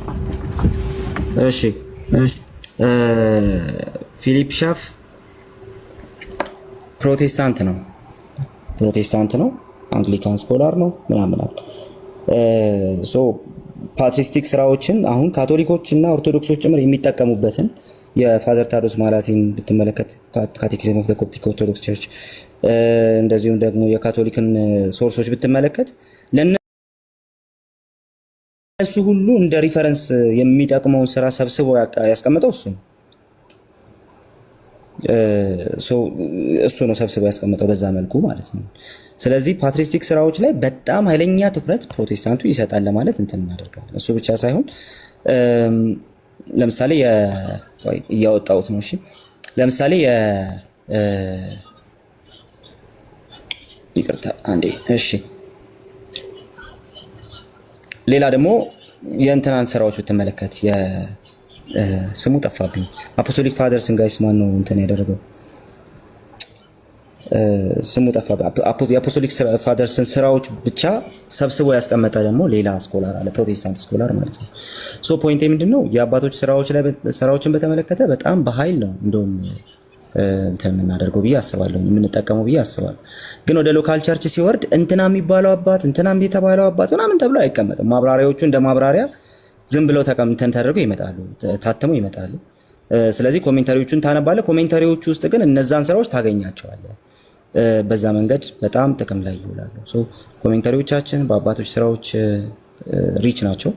የአባቶችን ስራዎች ሂስቶሪካል ቴዎሎጂ ላይ እነ እንትናን ብትመለከት፣ እነ ግሬጎሪ ሳይን ብትመለከት፣ እነ ማናቸው ደግሞ እነ አሊስተር ማግራዝን ብትመለከት፣ እነ ሮጀር ኦልሰንን ብትመለከት ምናምን ያንን በቀላሉ ማግኘት ትችላለህ ብዬ አስባለሁ። ኮሜንታሪዎችን አንድ ጊዜ ላውጣልህ ብዬ አስቤ ነበረ። እንደው አንድ ኮሜንታሪ ብቻ ባሳየ ብዬ ስላሰብኩኝ ነው።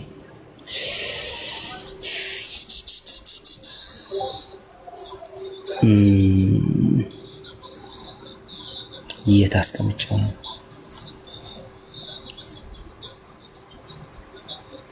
ቆይ ለምሳሌ እሺ ያኛውን አላገኙትም። ይሄኛውን ላሳይክ።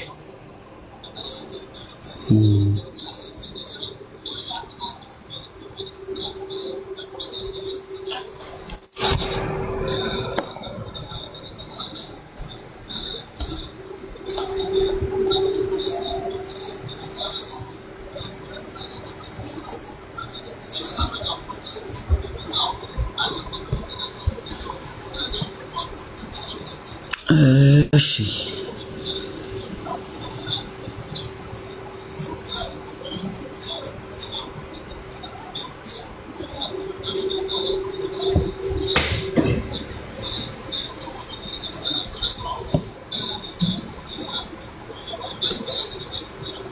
ምንድነው ነገር አንድ ጊዜ ካረኩት በኋላ ማስለቀቅ አልችልም ነው።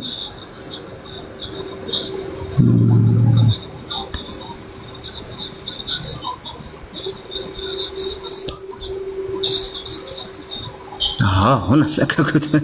እሺ let me show you this.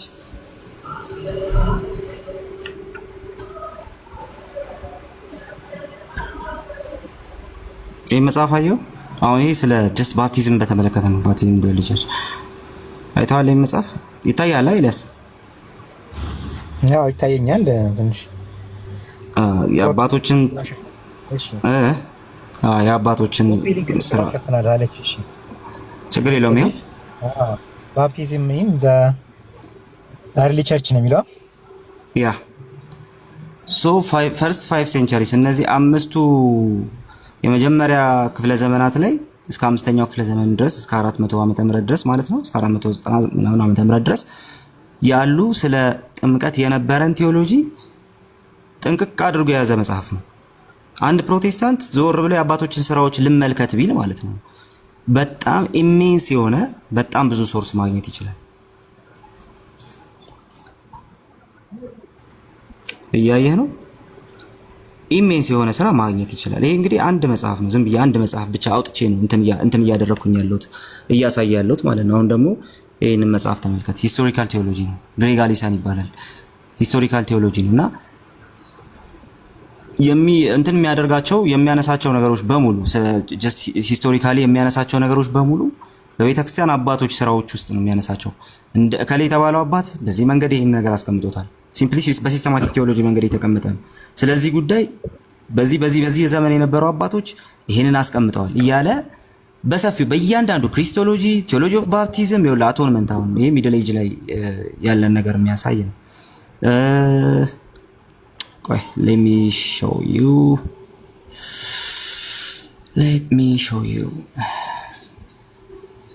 ሎክ አሁን ይሄ ስለ ጀስቲፊኬሽን ነው። ጀስቲፊኬሽን በተመለከተ ምንድነው እየተባለ የነበረው? በመጀመሪያዎቹ ዘመናት ምን ይባል ነበር? ኤርሊ ቸርች ላይ ስለ ጀስቲፊኬሽን ምን አይነት ነገር ነበረ? ምን ተብሎ ሲያስተምሩ ነበር? ሜዲቫል ላይ ምን ተብሎ ሲያስተምሩ ነበር?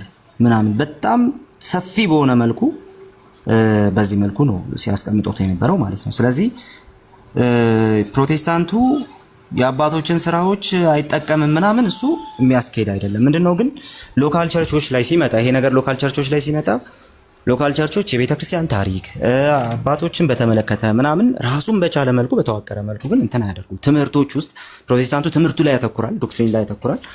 ዶክትሪን ውስጥ ግን እነዛን ነገሮች ያስቀምጧቸዋል። ሲሪየስሊ ዶክትሪን ሲሪየስሊ የሚይዙ ሎካል ቸርቾች ማለት ነው። ሶ እኛ ጋር መሻሻል ያለባቸው ነገሮች አሉ። አዎ በተለይ ወደ ቸርች ሂስትሪ ተመልሶ አንዳንድ ነገሮችን ማጥናት ማየት ራሱ በተዋቀረ መልኩ ሎካል ቸርቾች ላይ ማድረግ እንትን ስኮላርሺፑ ቴዎሎጂካሊ ጥሩ የሆነ ግራውንድ ያላቸው ትምህርት ቤቶች ላይ ምናምን ግን ፓትሪስቲክ ስራዎችን ማግኘት በጣም ቀላል ነው። መጽሐፍትን ዝም ብለህ ራንደምሊ የፕሮቴስታንት መጽሐፍ ገልጠህ ብትመለከት የአባቶችን ስራዎች በቀላሉ ማግኘት ትችላለህ።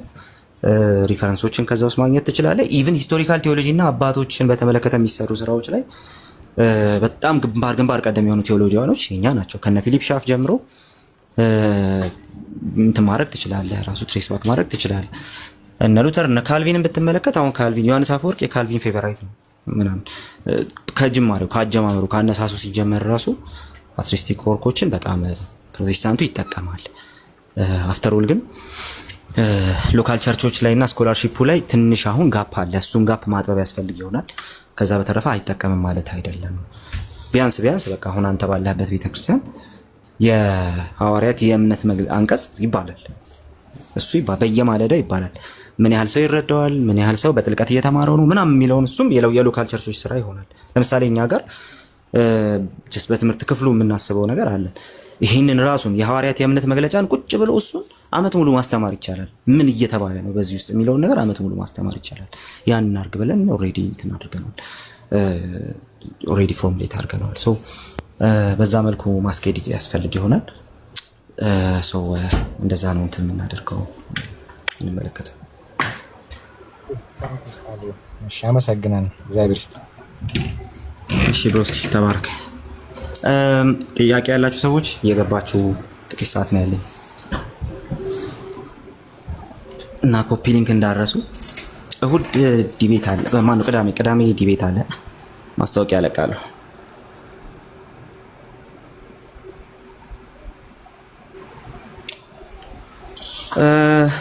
እና ደግሞ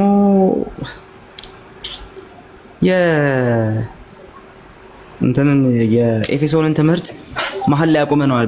በተደራራቢ ዲቤቶች ምናምን ምክንያት መሀል ላይ ያቆመናል መሰለኝ አይደል? እሱን ነገር መቀጠል መቻል አለብን። ጌታ ይረዳናል። እንቀጥላለን ውዶች፣ መቀጠል አለብን። ታላቁ ጅብሪል ልንደግመው ነው።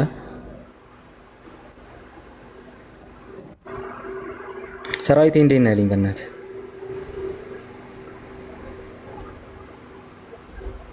ዜዶ ምን መጽሐፍ ልጠቁማችሁ? በምን ርዕስ ማለት ነው? ሶስት ነው የባለፈውን አንዱ ነው። እሺ አሁን እንደኝ ማለት HAW ሃው አለሽ ቫይኪንግ ሚውት አድርግ።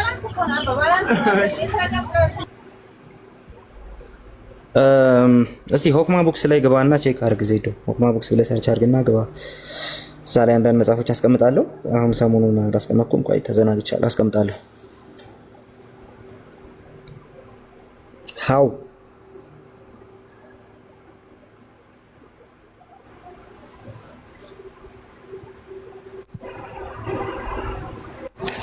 እሺ ድምጽ የሌላቸውን ሰዎች እያስወረድን። እሺ ኦብዘርቨር አለ።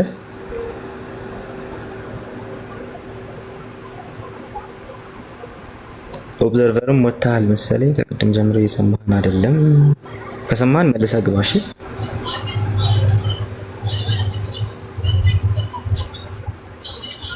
ቫይኪንግ ከፖስት ተመለስ።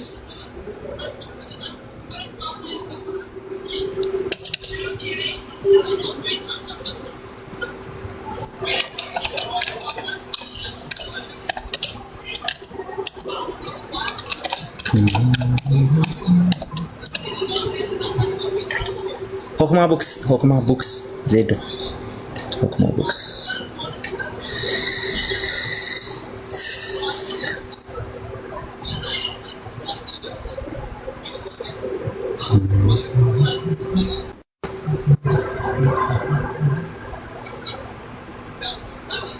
እሺ ልጻፍልህ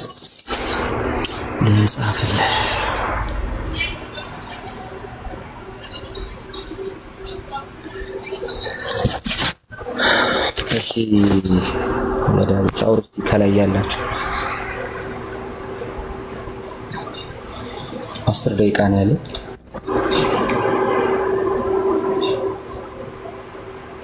ጥያቄ ያለው ሰው ካለ እቀበላለሁ። መግባት ትችላላችሁ። አንድ ቁጥር እየጻፋችሁ ጥያቄ ያላችሁ ሰዎች ብቻ።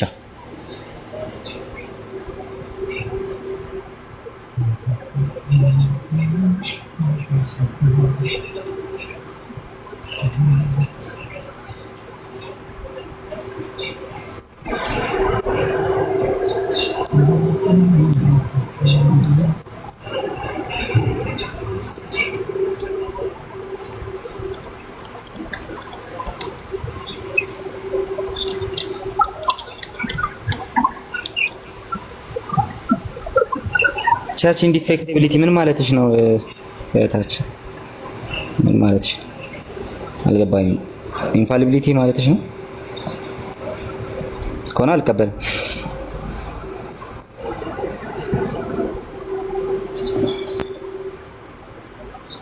ቢኒ ገብቷል ነበር እንዴ? ኦኬ ወጣ።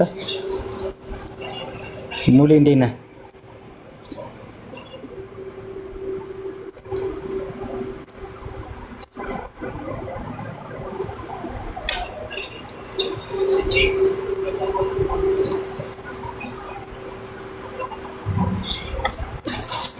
ሙሌ አለ ቃሌ ሞናርኪ ኦፍ ዘ ፋዘር ምናምን የሚለውን ነገር እስኪ የሆነ ቦታ ላይ ሰምቼው አንዳንድ ነገር በል እስኪ እዚህ ውስጥ ያው ኑፋቄ ነው ተባለ እኮ።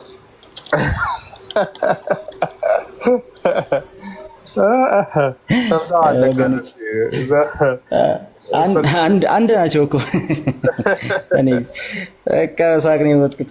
አንድ አይደላችሁ እንዴ? ለማንኛውም ኑፋቄ ነው ተብሏል። በዚህ ጉዳይ አክቹሊ እዚህ ካሉት ወገኖች ጋር እንትን ነኝ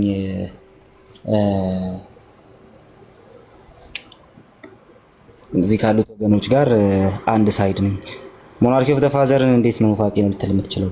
ጉዳዩ በመጀመሪያ ሞናርኪ ኦፍ ዘ ፋዘር ምንድን ነው የሚለውን ነገር እናንሳና ሞናርኪ ኦፍ ዘ ፋዘር ስንል ወይም ደግሞ ይሄ ሞናርኪያቱ ፓትሮስ የሚሉት ማለት ነውና ምንድነው የሚለውን ነገር እናንሳ። የግራውንድድ ሞዴል ትሪኒታሪያን ሞዴሎች ነምበር ኦፍ ሞዴልስ አሉ፣ ግን ግራውንዲንግ ሞዴል ላይ ያተኩራል። ምንድነው ሶል ፕሪንሲፕል ወይም ደግሞ ሶል ሶርሱ አብ ነው ፖይንቱ የሞናርኪ ኦፍ ዘ ፋዘር ማለት ነው። ስለዚህ አንኮዝድ ኮዝ ነው አብ፣ ኦሪጂንም ነው ደግሞ ማለት አምቢጋትን ነው አጌኔቶስ የሚሉት ማለት ነው። አምቢጋትን ነው። ስለዚህ አብ አምቢጋትን ነው፣ ያልተወለደ ነው። ወልድ ደግሞ የተወለደ ነው። መንፈስ ቅዱስ ደግሞ ሰራጺ ነው እንላለን አይደል? የዚህ ጉዳይ በተለይ በዚህ በትሪኒቲ ላይ ማለት ነው ትንሽ እንትን የሚያደርገው ነገር ምንድን ነው? ግራ የሚያጋባው ነገር የሚሆነው ሞናርኪ ኦፍ ዘ ፋዘርን አብ ብቻ አውቶቴዎስ ነው፣ ሌሎቹ ከጊዜ በኋላ የመጡ ናቸው ምናምን የሚል አይነት ትምህርት ውስጥ ከከተተ ነው። ነገር ግን ፋዘር አምቢጋትን መጀመሪያ ማለት ነው በቃ አብ ያልተወለደ ነው፣ ወልድ ደግሞ ከአብ ተወልዷል እንላለን። መንፈስ ቅዱስ ደግሞ ከአብ ይሰርጻል ወይም ከአብና ከወልድ ይሰርጻል የሚል ሀሳብ አለ። ስለዚህ ምንድነው ፖይንቱ? በዘላለም ውስጥ ነው ይሄ እየሆነ ያለው። የጊዜ መቀዳደም የለም። በአብ መውለድና በወልድ መወለድ መካከል እንትን ይደረጋል። ይሄ የአይን ጥቅሻ እንኳን ልዩነት የለም ይሉታል አባቶች። የአይን ጥቅሻ እንኳን ልዩነት የለም። ስለዚህ በአብና በወልድ መካከል አብ ተገኝ ነው፣ አብ አስገኝ ነው፣ ወልድ ደግሞ ከአብ የተገኘ ነው፣ ከአብ የተወለደ ነው ስንል በሁለቱ መካከል ግን የአይን ጥቅሻ እንኳን የጊዜ መቀዳደም የለም። በዘላለም ውስጥ የሆነ ጉዳይ ነው። ታይምና ስፔስ ሊሚት ባደረገው መልኩ እያልን አይደለም። አባትና ልጅ እንደሚሆኑት የስጋ አባትና ልጅ በዛ መንገድ እያደረግነው አይደለም ነው ጉዳዩ እሱ ነው። ኦኬ። ስለዚህ ወልድ ከአብ ይወለዳል ስንል በዘላለም ውስጥ ነው የምንል ከሆነ በመካከል የጊዜ መቀዳደም ስለሌለ ከዚህ የተነሳ አብ አንኮዝድ ኮዝ ቢሆንም እንኳን ኦፍኮርስ አጋፔ እናንተ ተምራችሁ የኔ ተማሪዎች ተምራችኋል እናንተ እና አብ አንኮዝድ ኮዝ ቢሆንም እንኳን ወልድ ግን ኮዝድ ነው ስንል ወልድ ግን የተወለደ ነው ከአብ ስንል በየትኛውም አይነት ሁኔታ በየትኛውም አይነት መንገድ እንትን እያደረግን አይደለም። የኦንቶሎጂካል መበላለጥን መቀዳደምን እያወራን አይደለም። በዘመናት በማይቀዳደም መልኩ ነው። እሱ ብቻ አይደለም። ኢቭን የሳልቬሽን ፕላን አመንጪ ራሱ አብ ነው እንላለን። የሳልቬሽን ፕላናችን አመንጪ ራሱ አብ ነው። አባት ልጁን ላከ እንላለን። አብ በማንም አልተላከም። አብና ወልድ መንፈስ ቅዱስን ላኩ እንላለን። አብን ግን ማንም አላከው። ስለዚህ የፕላኑ ምንጭ ራሱ አብ ነው እንላለን። የፕላኑ ምንጭ አብ ነው ማለት ወልድ ምንጭ አይደለም፣ መንፈስ ቅዱስ ምንጭ አይደለም ማለት አይደለም። እንደዛ ማለት አይደለም። ኦኬ። የፕላኑ ምንጭ አብ ነው ስንል አብ ፕላን አድርጎታል። ፕላን ያደረገውን ነገር በወልድ በኩል አድርጎታል። ኦኬ። በወልድ በኩል አድርጎታል። በመንፈስ ቅዱስ በኩል ደግሞ በመንፈስ ቅዱስ ኃይል ደግሞ ሪያላይዝ አድርጎታል። የኢስተርን ኦርቶዶክሶችም አንድ ፍሎሮስኪ የሚባል አንድ ስኮላር አለና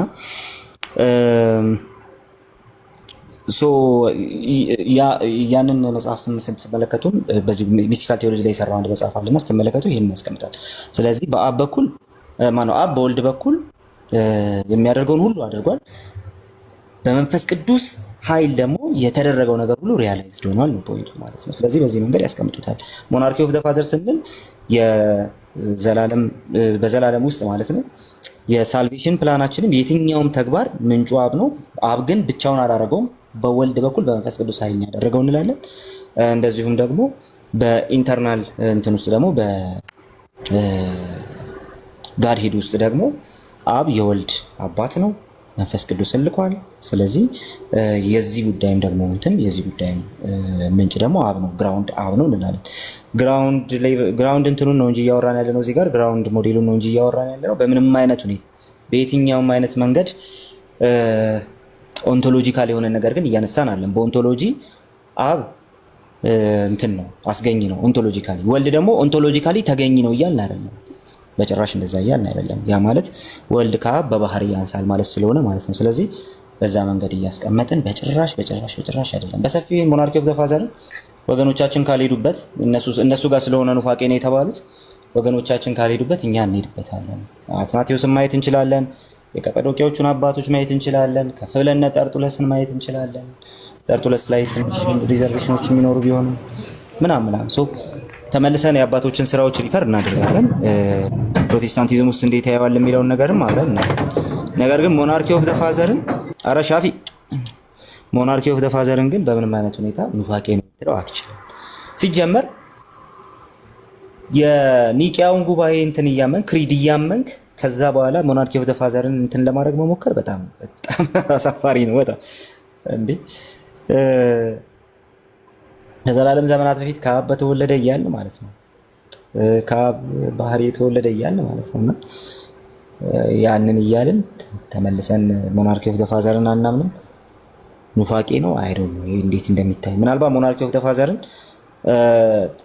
አድርገውታል መሰለኝ፣ ፓርት ኦፍ ኬኖሲስ አድርገውታል መሰለኝ። እና በዛ ምክንያት ነው ኑፋቄ ነው ምናምን ሲሉት የነበረው። ሰው በሰፊው እንሄድበታለን።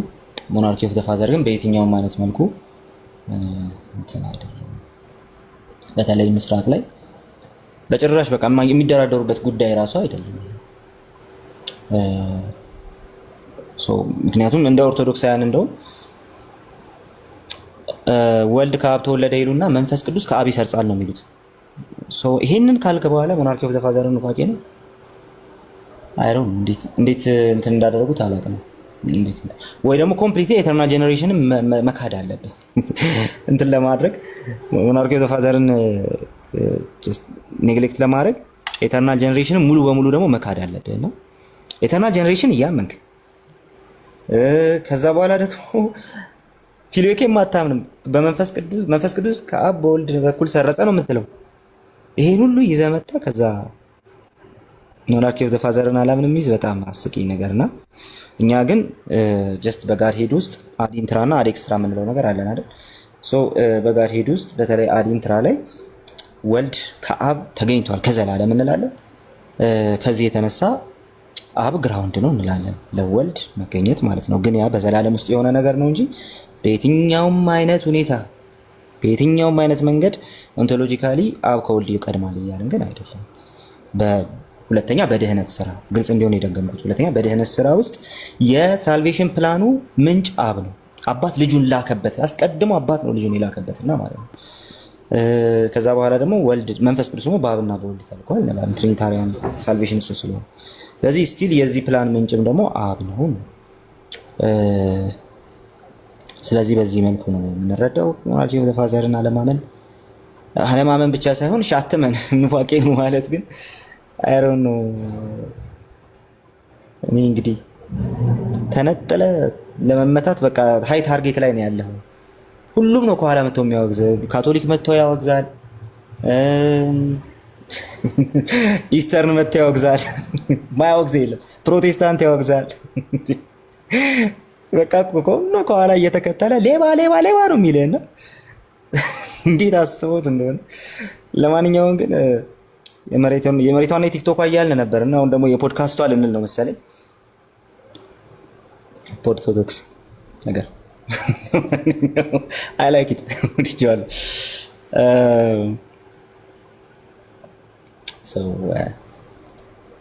እስቲ እንግዲህ ቀስ እያልን ደግሞ እንትን እናደርጋለን።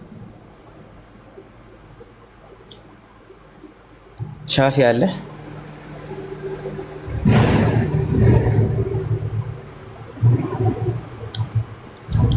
ሻፊ እሺ ቀጥል።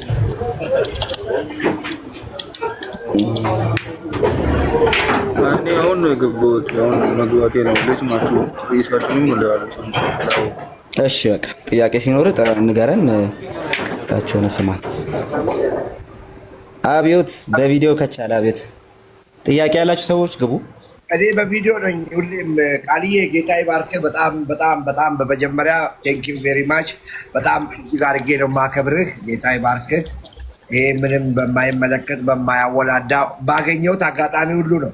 እኔ ግን አንድ በጣም እዚህ ውስጥ በጣም ብዙ ሰው አለ እና አንድ በጣም የሚገርም ነገር ሁሌ ጭንቅላቴን ያዞረኛል እና ሰዎች የሚፈቱበት አንግል ነው። ምናልባት ቃልዬ ትንሽ ጥያቄውን ሰፋ ለማድረግ ላምጣና የኤፌሶን መጽሐፍ ምዕራፍ 2 ከቁጥር 11 ጀምሮ ወደ ታች ያለውን ስለ አንድ አዲስ ሰው ያሳውቀናል። ስለ አንድ አዲስ ሰው ከሁለት ሰዎች አንድ አዲስ ሰው ስለተገኘ አይሁድም ወይም አህዛብም ያልሆነ አዲስ ሰው እንደተገኘ መጽሐፍ ቅዱስ ይናገራል። ስለዚህ አሁን ቃልዬ የኔ ጥያቄ የዕብራውያን ምዕራፍ 6 እና ዕብራውያን ምዕራፍ 10 ላይ ያለው እነዛ ዕብራውያን በዚህ ቃል መሰረት አዲስ ሰው አይደሉም ወይ? አዲስ ሰው አይደሉም ወይ ወይም አይባሉም ወይ የሚባል ጥያቄ ስላለኝ ነው። ለምን እንደዛ እንዳልኩ እንድታቀልኝ።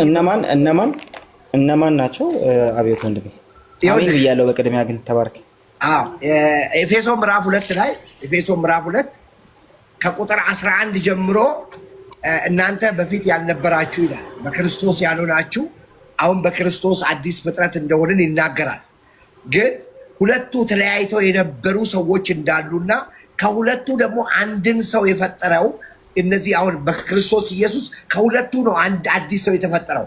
ቀድሞ ለእስራኤል ብቻ ተብሎ የነበረውን ያንን ኪዳን ወይም እስራኤላውያን ብቻ ሲያገኙት የነበረውን ያንን የቀድሞውን ነገር አሁን በክርስቶስ ኢየሱስ መምጣት ከሁለቱ አንድን አዲስ ሰው ይፈጥር ዘንድ ከሁለቱ አንድን አዲስ ሰው በተለይ 14 እና 15 ስታነብ ከሁለቱ ነው አንድን አዲስ ሰው የፈጠረው።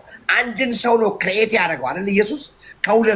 ከየትኛው ከሁለቱ ካል ከአይሁድም ከአህዛብም ነው አዲስ ሰው ያደረገንና እኔና አንተን ዛሬ እዚህ ውስጥ ያለነው በእግዚአብሔር አምነን የምንቆመውን ሰዎች ከሁለት አንድ አዲስ ሰው ነው የፈጠረው አይደለም የሚለውን ነገር ለምን መሰለ ቃልዬ ዕብራውያን ምዕራፍ 6 እና ዕብራውያን ምዕራፍ 10 ላይ ያለው ስለመቆረጥ በምትጠይቅበት ሰዓት ኖ ይሄ ነገር ለኛ አልተጻፈም ለዕብራውያን ነው የሚባሉ ሰዎች ስላሉ እኔ ይሄንን ነገር ከሁለቱ አንድ አዲስ ሰውን ከፈጠረ እግዚአብሔር ሁሉም በክርስቶስ ኢየሱስ አዲስ ፍጥረት ከሆኑ አይሁድ የለም አህዛብ የለም ጨዋ የለም ባሪያ የለም የሚለው ቃል ስለሚገዛኝ ነውና እኔ በዛ በኩል ስለምረዳው ነው። ምናልባት የተረዳውበት መንገድ ልክ ካልሆነ የሚል ነገር ሁሉ ጊዜ ጠይቃለሁ ስለምን ነው አሁን እድሉን አግኝቼ ልጠይቅ የፈለኩት። ኦኬ ስለዚህ ዕብራውያን ላይ ያለውን ዮሐንስ ገብቶኛል። ክላሪፋይ እናድርገውና ዕብራውያን ላይ ያለው እና ዮሐንስ ወንጌል ላይ ያለው ስለመቆረጥ ከኪዳኑ ሕዝብ ስለመለየት የሚናገረው ነገር አንድ አዲስ ሰው ከተፈጠረ በኋላ ለኛ አይደለም ለእነንትና ነው የሚለው ነገር እንዴት ይሰራል ነው አይደለም? ቴንክ ዩ በእናትህ ቃልዬ ተባረክ። አሪፍ ጥያቄ ነው።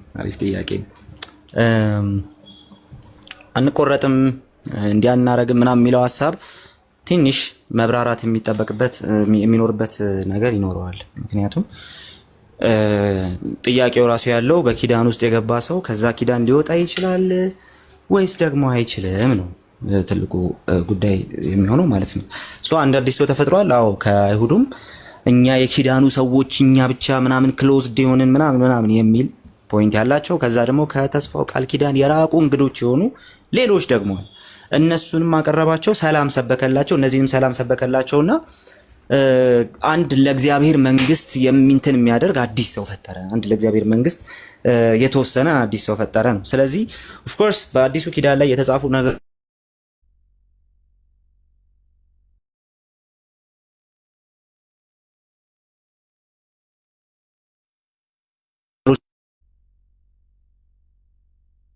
ይቅርታ ስልክ ገብቶብኝ ነበረ።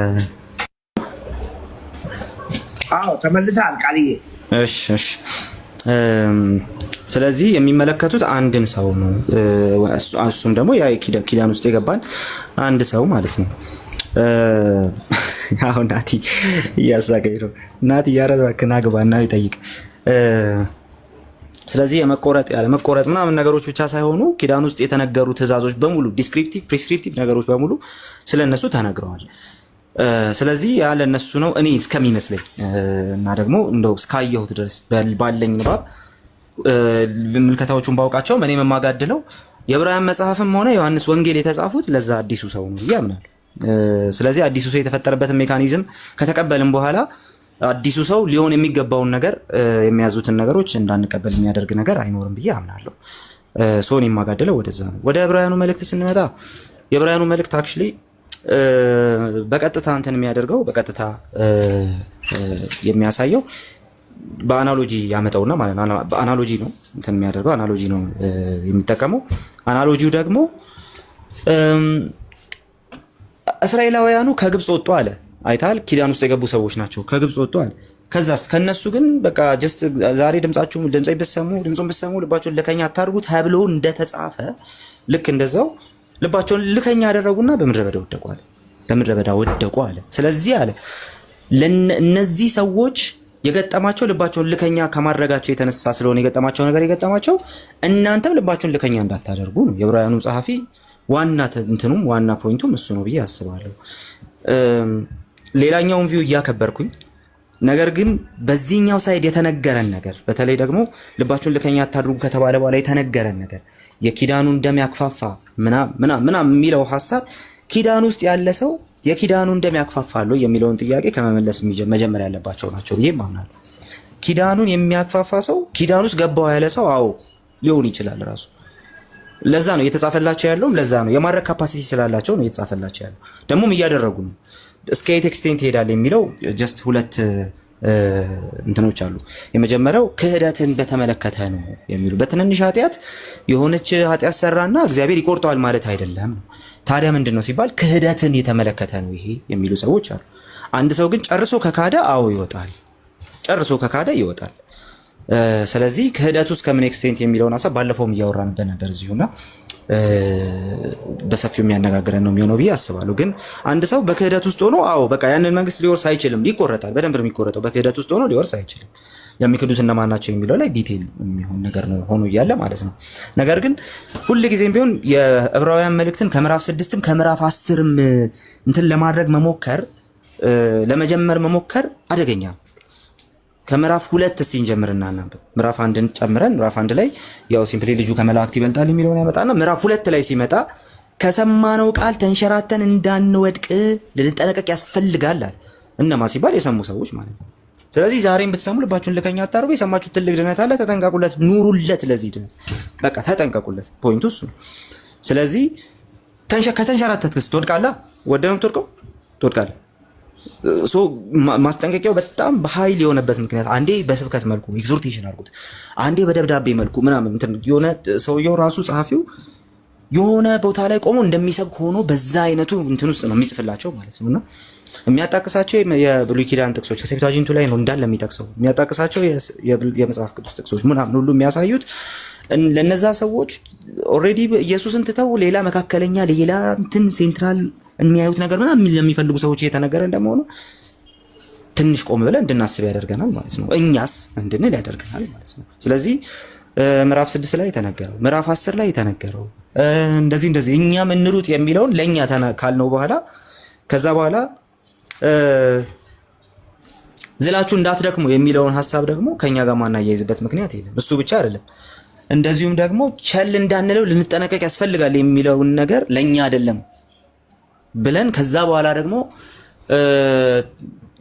ሊቀ ካህንነቱ ግን የተነገረው ለኛ ነው ልንል ግን አይገባም። መጽሐፉ ሙሉ በሙሉ ለኛው ነው የተጻፈው።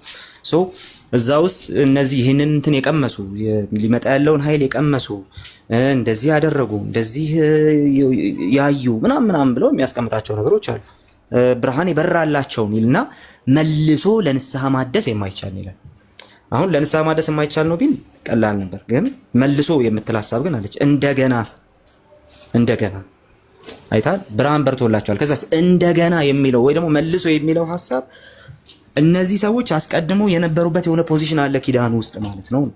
ኪዳን ውስጥ የነበሩበት የሆነ ፖዚሽን አለ። እሱ ብቻ አይደለም። ብርሃን የበራላቸው ካለ በኋላ እሱን ቃል በጣም ብዙ ነገር ማለት እንችላለን። የቀመሱት ምናምን የሚለው ሐሳብማ ጭራሽ የግሪኩን ኮንቴክስት ስትመለከተው፣ ቴክስቱን በቀጥታ ስትመለከተው የማጣጣምን ወደ ውስጥ የማስገባትን ጉዳይ የሚያሳይ ነው የግሪኩ ቴክስት ራሱ ማለት ነው። ግን ደግሞ ብርሃን የበራላቸው የሚለውን ቃል ደግሞ አስቡ። አንድ ጊዜ ብርሃን ከበራላችሁ በኋላ የጸናችሁበትን ያንን ዘመን አስቡ ይላል። የብርሃን መብራት ማለት በቀጥታ ወንጌሉ አንተን ኢሉሚኔት ሲያደርግህ ነው። ኢቭን ቸርች ሂስትሪ ላይ ስትመለከት የኢሉሚኔሽን ጉዳይ ከጀስቲን ማርቲር ከጥምቀት ጋር ያመጣዋል። ሲምፕሊ ምንድነው ፖይንቱ? ከኪዳኑ ጋር በተያያዘ በሰፊው ተነግሯል። የኢሉሚኔሽን ጉዳይ የመብራት ጉዳይ በሰፊው ተነግሮ እናገኛለን። ስለዚህ ያንን ስንመለከት ሲምፕሊ ብርሃን በርቶልህ ሊመጣ ያለውን ኃይል ቀምሰ የሆነ ነገር እንትን ብለ አሜን እልል ምናምን ብለ ዓለምን ሲኦልን ሰይጣንን ክጃለሁ ብለ ውሃ ውስጥ ገብተ ወጥተ ከዛ በኋላ ደግሞ የጌታ ራት ሲባል ሄደ እጅህን አንስተ ዘምረ ደሙን ለኔ አፍስሶ አዳነኝ ብለ የጌታ ራት ወስደ ወጥተ ደሙን ካክፋፋ አይሆንም ነው ባጭሩ። አዎ ኪዳን ውስጥ እንደፈለክ መሆን ትችላለህ። ልክ ግን እንደ እንክርዳድ ነው የምትሆነው። ሁላችንም ጀስት እንደ ኮመን ግራውንድ ሊያደርገን የሚችል አንድ ነገር አለ እዚህ ጋር። ዮሐንስ አፈወርቅም ያነሳል ይሄንን፣ አውግስቲኖስም ያነሳዋል። አውግስቲኖስ ያው ጀስት ኢንቪዚብል ቸርችን ራሱ ኮንሰፕቱን በደንብ ለነ ካልቪን የሚያቀበለው እሱ ለነ ሉተር የሚያቀበለው እሱ እና ዮሐንስ አፈወርቅም ግን ያነሳሉ። ዮሐንስ አፈወርቅም እንክርዳድ የሚባል በእግዚአብሔር መንግስት ውስጥ አለ ይላል። ስንዴና እንክርዳድ ተዋቸው የተባሉ አሉ። ተዋቸው እስከ መጨረሻ ድረስ ይሄዱና ከዛ በኋላ በቃ ልክ ጌታ ሲመጣ እንትን ያደርጋሉ። ኤክሌሲያስቲካሊ እንደዚህ አይነት ሰዎች ይኖራሉ ነው በቤተክርስቲያን ውስጥ። ስለዚህ እንደነዚህ አይነት ሰዎችን በጣም በክህደት የሚመላለሱ ሰዎች እንደነዚህ አይነት በጣም በእንትን የሚመላለሱ ሰዎችን በአመጽ የሚመላለሱ ሰዎችን ድናቸዋል፣ በቃ ቻው ሰላም ሂዱ ምናምን አትላቸውም። እነዚህ ሰዎች የጌታ የእግዚአብሔርን ልጅ እንደገና ለገዛ ምኞታቸው የሚሰቅሉ ሰዎች ናቸው። ደሙን የሚያክፋፉ ሰዎች እንደነዚህ አይነት ሰዎች ናቸው።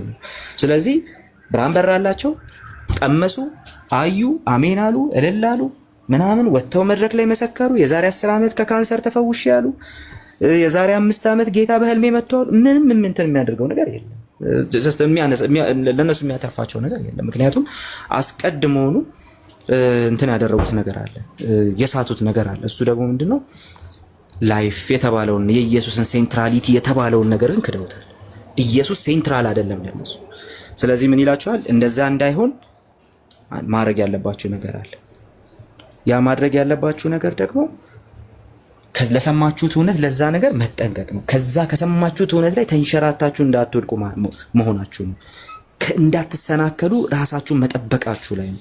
እንዳትሰናከሉ ቆማችሁ መገኘታችሁ ላይ ነው። ስለዚህ ይሄ ኪዳን ውስጥ ያሉ ሰዎችን ይመለከታል። ባይመለከት ባልተጻፈልን ነበር። ይመለከታል፣ በደንብ ይመለከታል። ስለዚህ ጤናማውን ህይወት ለመኖር እሱን በጣም ሂድ ማድረግ ያስፈልጋል። እዛ በመጠን ኑሩ፣ ንቁ። ዲያብሎስ እንደሚያገሳ አንበሳ የሚውጠውን እየፈለገ ይዞራል ዙሪያችሁን። እነማን? እናንተን። ታዲያ ምን ማድረግ? በመጠን መኖርና መንቃት የሚባል ነገር አለ። ብተኛስ እንግዲህ ሞክረውና አንበሳውን ታይዋል። ፖይንቱም እንደዛ ነው የሚሆነው እና ጥንቃቄ የሚፈልጉ ለኛ የተጻፉ ነገሮች አሉ። በቃ ለዛ ለአዲሱ ሰው የተጻፉ ነገሮች አሉ። አዲስ ነገር ያረጃል በነገራችን ላይ እና እንዳናረጅ ሁሌ አዲስነታችንን ጠብቀን እንድንኖር የተቀመጡልን ጋይድ ላይኖች አሉ። እዛ ጋይድ ላይን ላይ ጥንቃቄ መውሰድ ያስፈልጋል። በጸጋ ነው የምንኖረው። እሱን ጋይድ ላይን የምንጠብቀው ራሱ በጸጋ ነው። የጸደቀ ሰው ስራ ነው ራሱ። እሱን ጋይድ ላይን ጠብቆ መሄድ ራሱ አንድ ጊዜ ፈጽሞ የጸደቀ ሰው ስራ ነው እንጂ ሳያጸድቅ አይሰጥም። እሱን እስቲ ይችን እያየ አጸድቃ ምን አይደለም። ፖይንቱ እንደዛ አይደለም። ግን ደግሞ የጸደቀ ሰው ስራ አይ ካልክ ይቅርታ ተቋርጬ ነበር። አይ እኔ እኮ ጸድቄ ምናምን ካልክ ኢዚ ቢሊቪዝም ነው ሶላ ፊዴ አይደለም አክቹሊ ግን ጻድቅ ያለው እኔ በቃ ምንም አያስፈልገኝም ምናምን የምትል ከሆነ ሲምፕሊ ካልቪን ያለው ነገር ነው። እግዚአብሔር ያልቀደሰውን ናቸው የተለያዩ ነገሮች ናቸው። ጽድቅና መቀደስ የተለያዩ ነገሮች ናቸው፣ አንድ አይደሉም።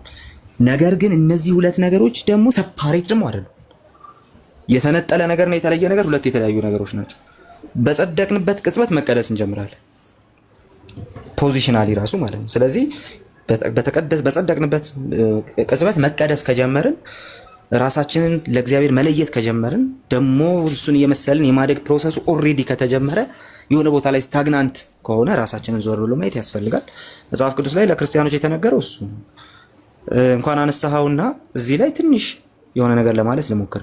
እስራኤላውያን ከዚህ በፊትም ብየዋለሁ። እስራኤላውያን ሁለት ነገር ተሰጥቷቸዋል። ፕሪቪሌጅ እና ሪስፖንሲቢሊቲ የሚባል ነገር ተሰጥቷቸዋል። ከኪዳኑ የሚጠቀሙት ነገር አለ፣ ከዛ በኪዳኑ ውስጥ የተሰጣቸው ኃላፊነት አለ። በተደጋጋሚ በተሰጣቸው ህይወት በጣም ደስ ይሰኛሉ። በተሰጣቸው ህይወት በጣም ሪጆይስ ያደርጋሉ። እኛ የእግዚአብሔር ልጆች ብለው ማለት ተማርከው ራሱ እንደዛ ይላሉ። የሚገርሙ ሰዎች ናቸው። ቀይሳር እየገዛቸው እኛ ነፃዎቹ ምናምን ብለው በቃ ደስ ይላቸዋል። በቃ እኛ በቃ ምርጦች ምናምን። ግን ሪስፖንሲቢሊቲ የሚባለው ነገር ይረሳሉ። ጌታ መጥቶ እናንተ በኖራ የተለሰናችሁ ምናምን ያላቸው ለዛ የረሱት ሪስፖንሲቢሊቲ ስላላቸው ማለት ነው። የረሱት ኃላፊነት ስላላቸው ማለት ነው። ምንጊዜም ቢሆን ፕሪቪሌጅ እና ሪስፖንሲቢሊቲ አብረው ነው የሚሄዱት። ምንጊዜም ቢሆን የምትጠቀሙት ጥቅማችሁና ከእግዚአብሔር ኪዳን ኃላፊነታችሁ አብረው ተያይዘው ነው የሚሄዱት።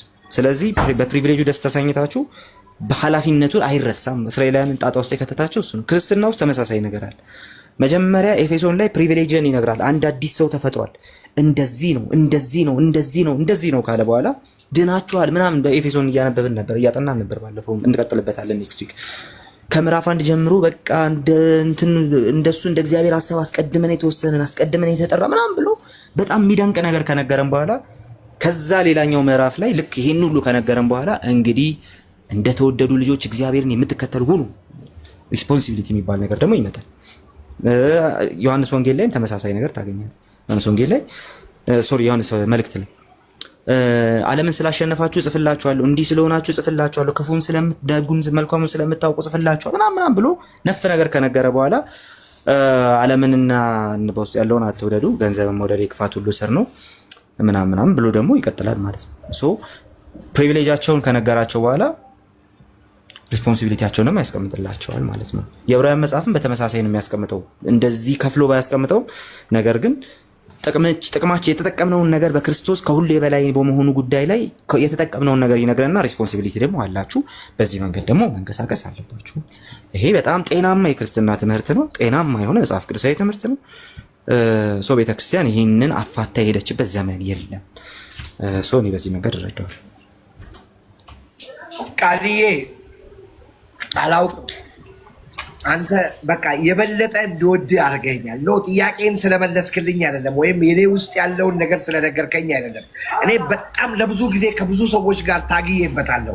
ምክንያቱም ገና ሲጀምር ዕብራውያን ገና ሲጀምር የነሱን ነው የሚነግረን። እግዚአብሔር ከጥንት ጀምሮ በብዙ አይነትና በብዙ ጎዳና ለአባቶቻችን በነቢያት ተናግሯል። በጣም ብዙ መንገዶችን እንደተጠቀመ እነዛ የኔ ያላቸውን የለያቸውን ገና ከዘፍጥረት ምዕራፍ 12 ጀምሮ ገና ያንን ስር የሆነውን አብርሃምን ገና ከጠራበት ጊዜ ጀምሮ ያለው እስከ ኢየሱስ ክርስቶስ ወይም እስከ መጥምቁ ዮሐንስ መምጣት ድረስ ያለውን ነገር ስታስበው እነዛ የኔ ያላቸውን ኢሳያስ በተለይ ኢሳያስ መጽሐፍ ምዕራፍ 1 ቁጥር 2 ላይ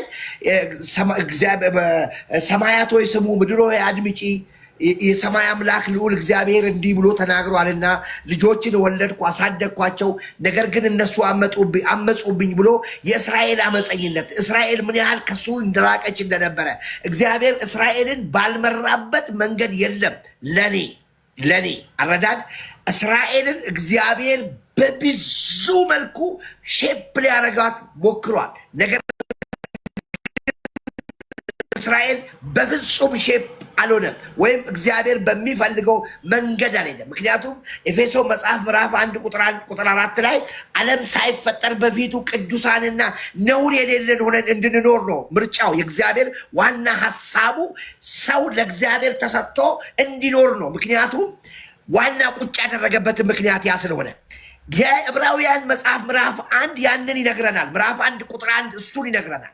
እግዚአብሔር እስራኤላውያንን በሙሉ የመራበት ያንን የደከመበት ያንን ረጅሙ መንገድ የሄደበትን ይነግረንና ቁጥር 2 ላይ ግን እኔና አንተ ጋር ይመጣል ቃልዬ። እኔ ከዚህ ነው የምነሳው። ቅድም እንዳልከው ከዛ ጋር ላለመነሳት ላለማርዘም ስለፈለኩ ነው። ገና ከየት ነው የምነሳው እኔ ካልከኝ ዕብራውያን ምዕራፍ 1 ቁጥር 2 የኔ ነው፣ እኔን ይመለከተኛል። ከዛ ጀምሮ ያለው ነገር ለኔ የተጻፈው ብዬ ነው መስሎ። ምክንያቱም ቁጥር 1 ላይ እግዚአብሔር ከጥንት ጀምሮ በብዙ አይነትና በብዙ ጎዳናዎች ለአባቶቻችን በነቢያት ተናግሮ ይሄ እነሱን ይመለከታል። ከዛ ቀጥሎ ወደ እኔ ሲመጣ ግን ሁሉን ወራሽ ባረገበት ደግሞም ዓለማትን በፈጠረበት በልጁ በዚህ ዘመን መጨረሻ ተናገረን።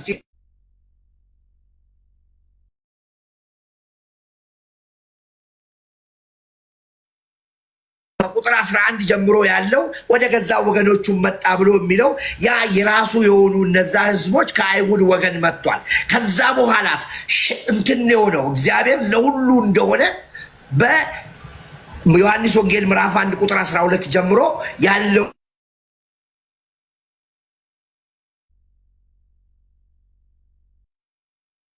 ስልክ በጠበጠኝ ያ የተወለደው ሰው ደግሞ አይሁድም ወይም አህዛብም እንደማይባልና አንድ አዲስ ሰው እንደሚባል እኔ በከዛ ተነስቼ ነው የምረዳው። ቃልዬ እግዚአብሔርን እኔ ቃላት የለኝም፣ በእውነት ከልቤ ነው። በጣም እጅግ አድርጌ ነው የምወድህ። እግዚአብሔር ደግሞ በአንተ እየተጠቀመ ነው። ማጋነን አይደለም፣ እውነት ነው። ብዙዎቹን ወደ እግዚአብሔር የምታመጣበት፣ ብዙዎችን ወደ እግዚአብሔር መንገድ የምታንጽበት በእግዚአብሔር ቃል ሰውን ወደ እግዚአብሔር የምታመጣበትን መንገድ እንዳንተ አይነትን ሰው እግዚአብሔር ስለሰጠን እግዚአብሔር ስሙ ይባረክ። ሰውን በቃላት አሳምኖ የእግዚአብሔር ሰው እንደማያደርግ ቃልዬ አንተም ታውቃለህ። ነገር ግን የእግዚአብሔር ቃል እውነት ሰው ልጅ አቅርበ በእግዚአብሔር ቃል እውነት ሰዎች ወደ እግዚአብሔር እንዲመጡ ያቺ ምን አለ ኢየሱስ? ጳውሎስ የሚያስተምረውን ቃል ትሰማ ዘንድ የሊዲያን ልብ የከፈተው እግዚአብሔር የእግዚአብሔርን ቃል እንድትሰማ ነውና እግዚአብሔር አሁንም እናገራለሁ፣ አንተን የሚሰሙበትን ሞገስ ይስጥ። የምትናገረውን ቃል አንተ ሳትሆን እግዚአብሔር በአንደበት አስቀምጦልህ ብዙዎችን ከድቅድቅ ጨለማ ወደሚደንቅ ብርሃን እንድታመጣቸው በአንተ የተነሳ እግዚአብሔር አንተን እንዲጠቀም ልክ እንደ ጳውሎስ ዕቃው እንዲያደርግህ በእውነት እናገራለሁ። ይኸውልህ ሁለተኛ ጴጥሮስ ምዕራፍ 3 ቁጥር 9 ላይ እንዲህ ይላል፣ ለአንዳንዶች ጌታ የሚዘገይ የሚመስላቸው ነገር ግን እግዚአብሔር ስለ ቃሉ አይዘገይም ይላል። ነገር ግን ብዙዎቹ ይድኑ ዘንድ ብዙዎቹ ንስሐ ይገቡ ዘንድ ወደ እግዚአብሔር መንግሥት ይፈልሱ ዘንድ እግዚአብሔር ይታገሳል። ለዛ ደግሞ ቃሌ አንተን አስነስተዋል። ጌታ ዘመንህን ይባርክ። እኔ ለአንተ እውነት እግዚአብሔር እየተጠቀመብህ ስለሆነ ትልቅ ክብር አለኝ። ጌታ ይባርክህ፣ ጸጋውን ያብዛልህ፣ አሁንም በሞገስ ያሳድግህ። ለምልምልኝ። ተባረክ። አመሰግናለሁ። አሜን። ተባረክ። አቤት አሜን ብያለሁ። ጌታ ይባርክህ። አጋፔ መቼ ነው? ቅዳሜ አይደለም? ቅዳሜ ዲቤት አለኝና አን ፕሮቴስታንት። እሺ እንትን ማድረግ ማትችል ከሆነ ላውርድህና ልመልስ። ኢየሱስ ልጅ ነኝ ማለት እችላለሁ ወይ? አዎ ትችላለህ። ግን በምን ሴንስ የሚባለው ነገር በጣም ወሳኝ ነው። አባት ብለን የምንጮህበትን የልጅነት መንፈስ ማለት ኦልሬዲ አብን አባታችን ማለት እንችላለን ማለት ነው። ግን ያ ማለት ወልድን አባታችን እንዳንል ያደርጋል ማለት አይደለም። ስለዚህ አባት በሚባልበት ሴንስ ወይም ደግሞ በዚህ ፐርሰናል ዲስቲንክሽኑን በያዘ መልኩ አይደለም፣ በዛ መንገድ አይደለም። ለምሳሌ አብ አዶፕት አድርጎናል፣ በልጁ በኩል አዶፕት አድርጎናል። ስለዚህ አብ በልጁ በኩል አዶፕት ስላደረገን ይቅርታ፣ ጫጫታ አለ አንዴ። እኔም ያልከለኩ ነው፣ ደረጃ እየወጣሁ ከኦፊስ ቦታ። አብ ልጆች ያደረገን በልጁ በኩል አዶፕት አድርጎ ነው፣ ቄርሎስ ዘእስክንድርያ ይላል። እና ስለዚህ የአባትነት ሪዘርቭድ የሆነው ለልጁ ለአብ ብቻ ነው። ግን ደግሞ የሚቀድሰውና የሚቀደሱት ከአንድ ናቸው የሚል ሀሳብ አለ ዕብራውያን ላይ ማለት ነው። ከዛ በኋላ ምን ይላል? እነሆ እኔ እግዚአብሔር የሚሰጠኝ ልጆች ሰላም ነው አለው። እንደዛ የሚል አይነት ሀሳብ አለው ማለት ነው። አንዴ ቆይ፣ 2 ደቂቃ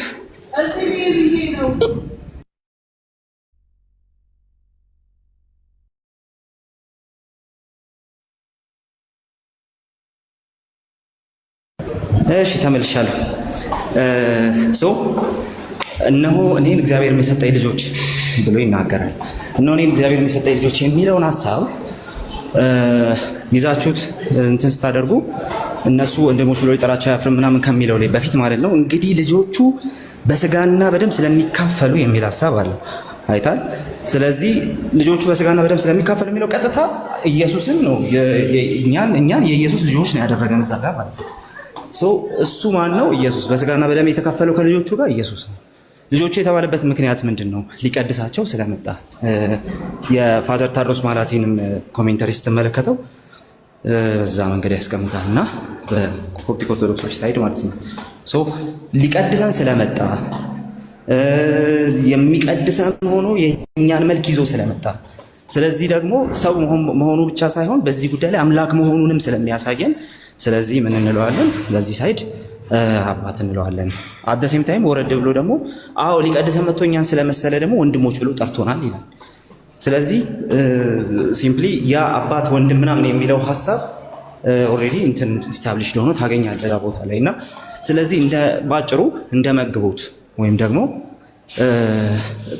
ፕሮቫይደር እንደመሆኑ የሥላሴ ሁለተኛው አካል እግዚአብሔር ወልድ የኛ ፕሮቫይደር እንደመሆኑ በዚህ ጉዳይ ላይ በነገረ ድህነት ላይ በእያንዳንዱ በነገረ ድህነት ብቻ በእያንዳንዱ ነገር ላይ ፕሮቫይደር እንደመሆኑ አባት እንለዋለን። አምላክ እንደመሆኑ ማለት ነው። ከአብ ጋር አንድ ሴንስ እንደመሆኑ አንድ ባህሪ እንደመሆኑ አባት እንለዋለን። ግን ደግሞ አባትነትን ለሱ ማንሰጥባቸው በጣም ሲሪየስ የሆኑ አስክራይብ የማናረግባቸው ለሱ በጣም ሲሪየስ የሆኑ ነገሮች ግን አሉ።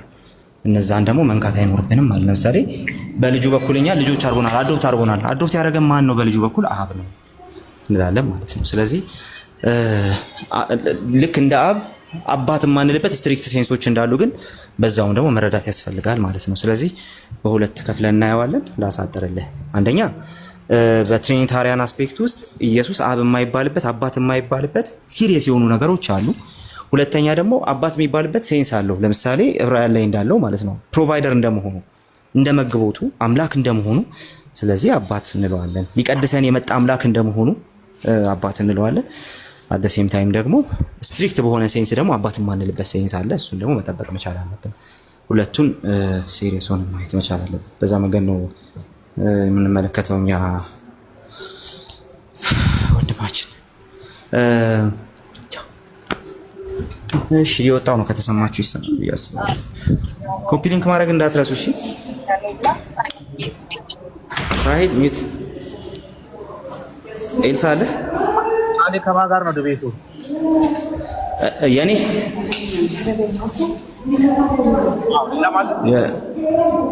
ሌላ ሙለታ አለው። ዋው ሙለታ አለው። ከማን ጋር አላወኩም። አጋፔ አለ ከስር ሙለታ ከማጋ እንደሆነ አላወኩም፣ ግን አለው ሙለታም አለው። የኔ ቅዳሜ ነው፣ የእሱ መች እንደሆነ አላወኩም ገና። ከማጋ ነው ያንተ? የኔማ ከወንድማችን ታላቁ ጋር ልንደግሞ ነው። አረ የዋንጫ ነው በለኛ። እንደገና የዋንጫ ነው ሁለተኛ ዙር 80 ላይ እና 66 ላይ ነው። ካናናይዜሽን ላይ ነው ወይ? አይ ጥሩ ነው። ችግሩ እኮ መሰለ ሙስሊም እያረከው ነው ልጅ ሲጠንቀው አላህ ጎር እያለ እንግዲህ ተነጋግረናል። ስለባለፈው ዲቤት ትንሽ አወራን። ሁለታችንም ያው ቱ ዘ ፉለስት እንዳልሄድን እናውቃለን። እሱ ላይ ምክንያታችን ያው አንዱን ብሌም ማድረግ ሆነ አይነት ነገር እንዳይሆንም አሳርቼ ነበር እንጂ ሁለታችንም ግን ይሄንን ተስማምተንበታል። ቱ ዘ ፉለስት አልሄድንበትም። እሱ ራሱ የክርስቶስ ባህሪያት ላይ ራሱ ብዙ መወራት ያለበት ነገር እያለ በጮት ነው ያለቀው። በጣም በጮት ነው ያለ። በኔ ሳይድ በጣም በጮት ነው ያለቀው። በዛ ላይ ደግሞ ገና ሲጀመር ሰምታል። በቃ ኢስተርን ኬልቄዶን ከተቀበልክ ደንግጬ አይ ያነሳቸው ነጥቦች በጣም ያስደነግጡኛል። ማለት ለዲቤት ተመጥቶ አንዳንዶቹ ያነሳቸው ነገሮች አንተም ራስህ ደንግጠሃል። ምን ነካህ እያልክ ትጠይቀው ነበር። እንዴ ታዲያ የኢየሱስ ሥጋ የሥላሴ ነው ሲለኝ ምን ልበል? ኢየሱስ ሥላሴ ነው ሲለኝ ኢየሱስ ሥላሴ ነው ደንግጦም መሰለኝ። ሲቀጥል ደግሞ ከአንተ ጋር ያቆምና በሉ ስሙ እንግዲህ ይኸውላችሁ ብሎ ለእኛ ለተመልካቹ ለማስረዳት የሚያደርገው ነገር ዲቤት መሀል የሚያስቀኝ ነገር እሱ ነው። ይኸውላችሁ ሰምታችኋል። አይ አንዳንድ ጊዜ አንተም ብልጥ መሆን አለብህ። ሰዓቱን ይጨርስ እና ገባ አስረዳቸው ማለት ነው። በአሁኑም አማራጭው እሱ ነው። ግን አበሻ በቃ ማቀሳሰር ሙዳችን ነው። በሰው የማቀሳሰር ሙዳችን ከባድ ነው። በቃ ዲቤት ላይ ራሱ እናቀሳሰር ባይዘው እሱ ጋር ብቻ አይደለም። ብዙ ጊዜ ኦርቶዶክሳውያን ተመልከት፣ ፕሮቴስታንቶች ሲያወሩ ቀጥታ ከተወያዩ ጋር ያወራሉ። ቀጥታ ማለት ነው። ምንም ያወሩ ተመልከቱ ይላል። እንደ እንትን ፕሮፓጋንዳ ነው ይመስለኝ። እኔ ነው በቃ እኔ ደግሞ እናደዳለሁ እንደዛ ሲሆን። ከኔ ጋር አታወራም እንዴ? ለፖለቲካው እኮ ችግር የለውም እኮ እኛ ተሰሙማ ምናምን ብለህ እኮ በደንብ ማውራት ትችላለህ። ግን እንዴ ፍሬንድ ተረጋጋ። ሰዓቱን ማስጨረስ ነው። ዝም ብለህ ሰዓቱን ማስጨረስ ነው። እና እንግዲህ ዛሬ ሻሃዳ ይዛል። ዛሬ የመጨረሻ ሻሃዳ ሲዘው ነው የምትወጣው። ቅዳሜ አሰቃቂ እኮ ነው። ለማንኛውም እስቲ ጌታ ይረዳናል። ያለንን አቅም ሁሉ እንጠቀማለን። ያ ምንድነው ነጥቦች አሪፍ። ያው አንተ በጣም ጥሩ እንትን ልምድ አለ በአሁኑ ሰዓት። ፖይንቱ ምንድነው? አከርካሪ ነጥቦች እንዳይሳቱ እንትን ማድረግ ነው። አንደኛ ህዝቡም የሚማርበት፣ ሁለተኛም እዛ ቤትም 666 እንደዚህ ነው ምናምን የሚባለውንም እያነሳ የ81ዱንም አከርካሪ የሚመቱ ነጥቦችን እያነሳ ምናልባትም ዞር ስትልም ከገድላትም መጽሐፍ ቅዱስ ወደፊት ሲጀመር እኮ ሲኖዳልም አይደለንም ተብሏል እኮ አላቸው እንደ መጽሐፍ ቅዱስ የኛ ነው የሚሉት። እኔ እኮ አሁን እሱ ነው ግራም ይገባል። እንግዲህ አለን ብለው አይደል እንዴ ውይይት ይሻለኝ። እነሱ ቪዲዮዎችን መያዝ አለብህ። አንተን እንመን ወይስ አኬን እንበል? ሲኖዳል አይደለም ያሉትን ይሄንን ጌታ ይዋለ ማለት ነው። ማን ነው ያዋለው ስላለ እንደ ኤርሚና ፈለገ ሌላ ቦታ ቅዱሳን ስዕላት ይባላሉ ወይስ ስዕላት አድኖ ምንድን ነው የሚባለው? አድኖ ስዕላት ነው ስዕል አድኖ ይባላል ሲባል ሁለቱም ሲል ከዚህ ቀደም ግን አንተ ስዕል አድኖ ስዕል ቅዱሳን ስዕላት አይባልም ሲል አይ ተሳስቼ ነው አለ። በኢየሱስ አንተ ባይዘው እኮ እሱ ላይ እኮ የሌለ ማን እኮ ነው የተነካው? እሱ ብቻ መሰለ እንዴ ልደተ ቃል ብሏል አድኖ አይባልም ብሎ ልጅቷን ሰክስ ኦርቶዶክስ ካረጋት በኋላ ይሄ መጥቶ ተሳስተናል አላለም። ደግሞ ራሱ ሲለው የሚያሸበሽብ ስዕል ብሎ የሚያሸበሽብ ስዕል አድኖ ሲል ታየ እንጂ እሱ ራሱ በዛ በ28000 ሰው ፊት በ28000 ሰው ፊት ተሳስቻለሁ። እንደዚህ እኔ እንደውም ኤርሚ ብዙ አልተናገረም። እሱ ጋር ትንሽ ሞቅ ቢያደርግ አሪፍ ነበር። እንደዚህ አይነት ስህተቶች ናቸው ያስቸገሩ ምናምን ብሎ ሰፋ ቢያደርገው ነው።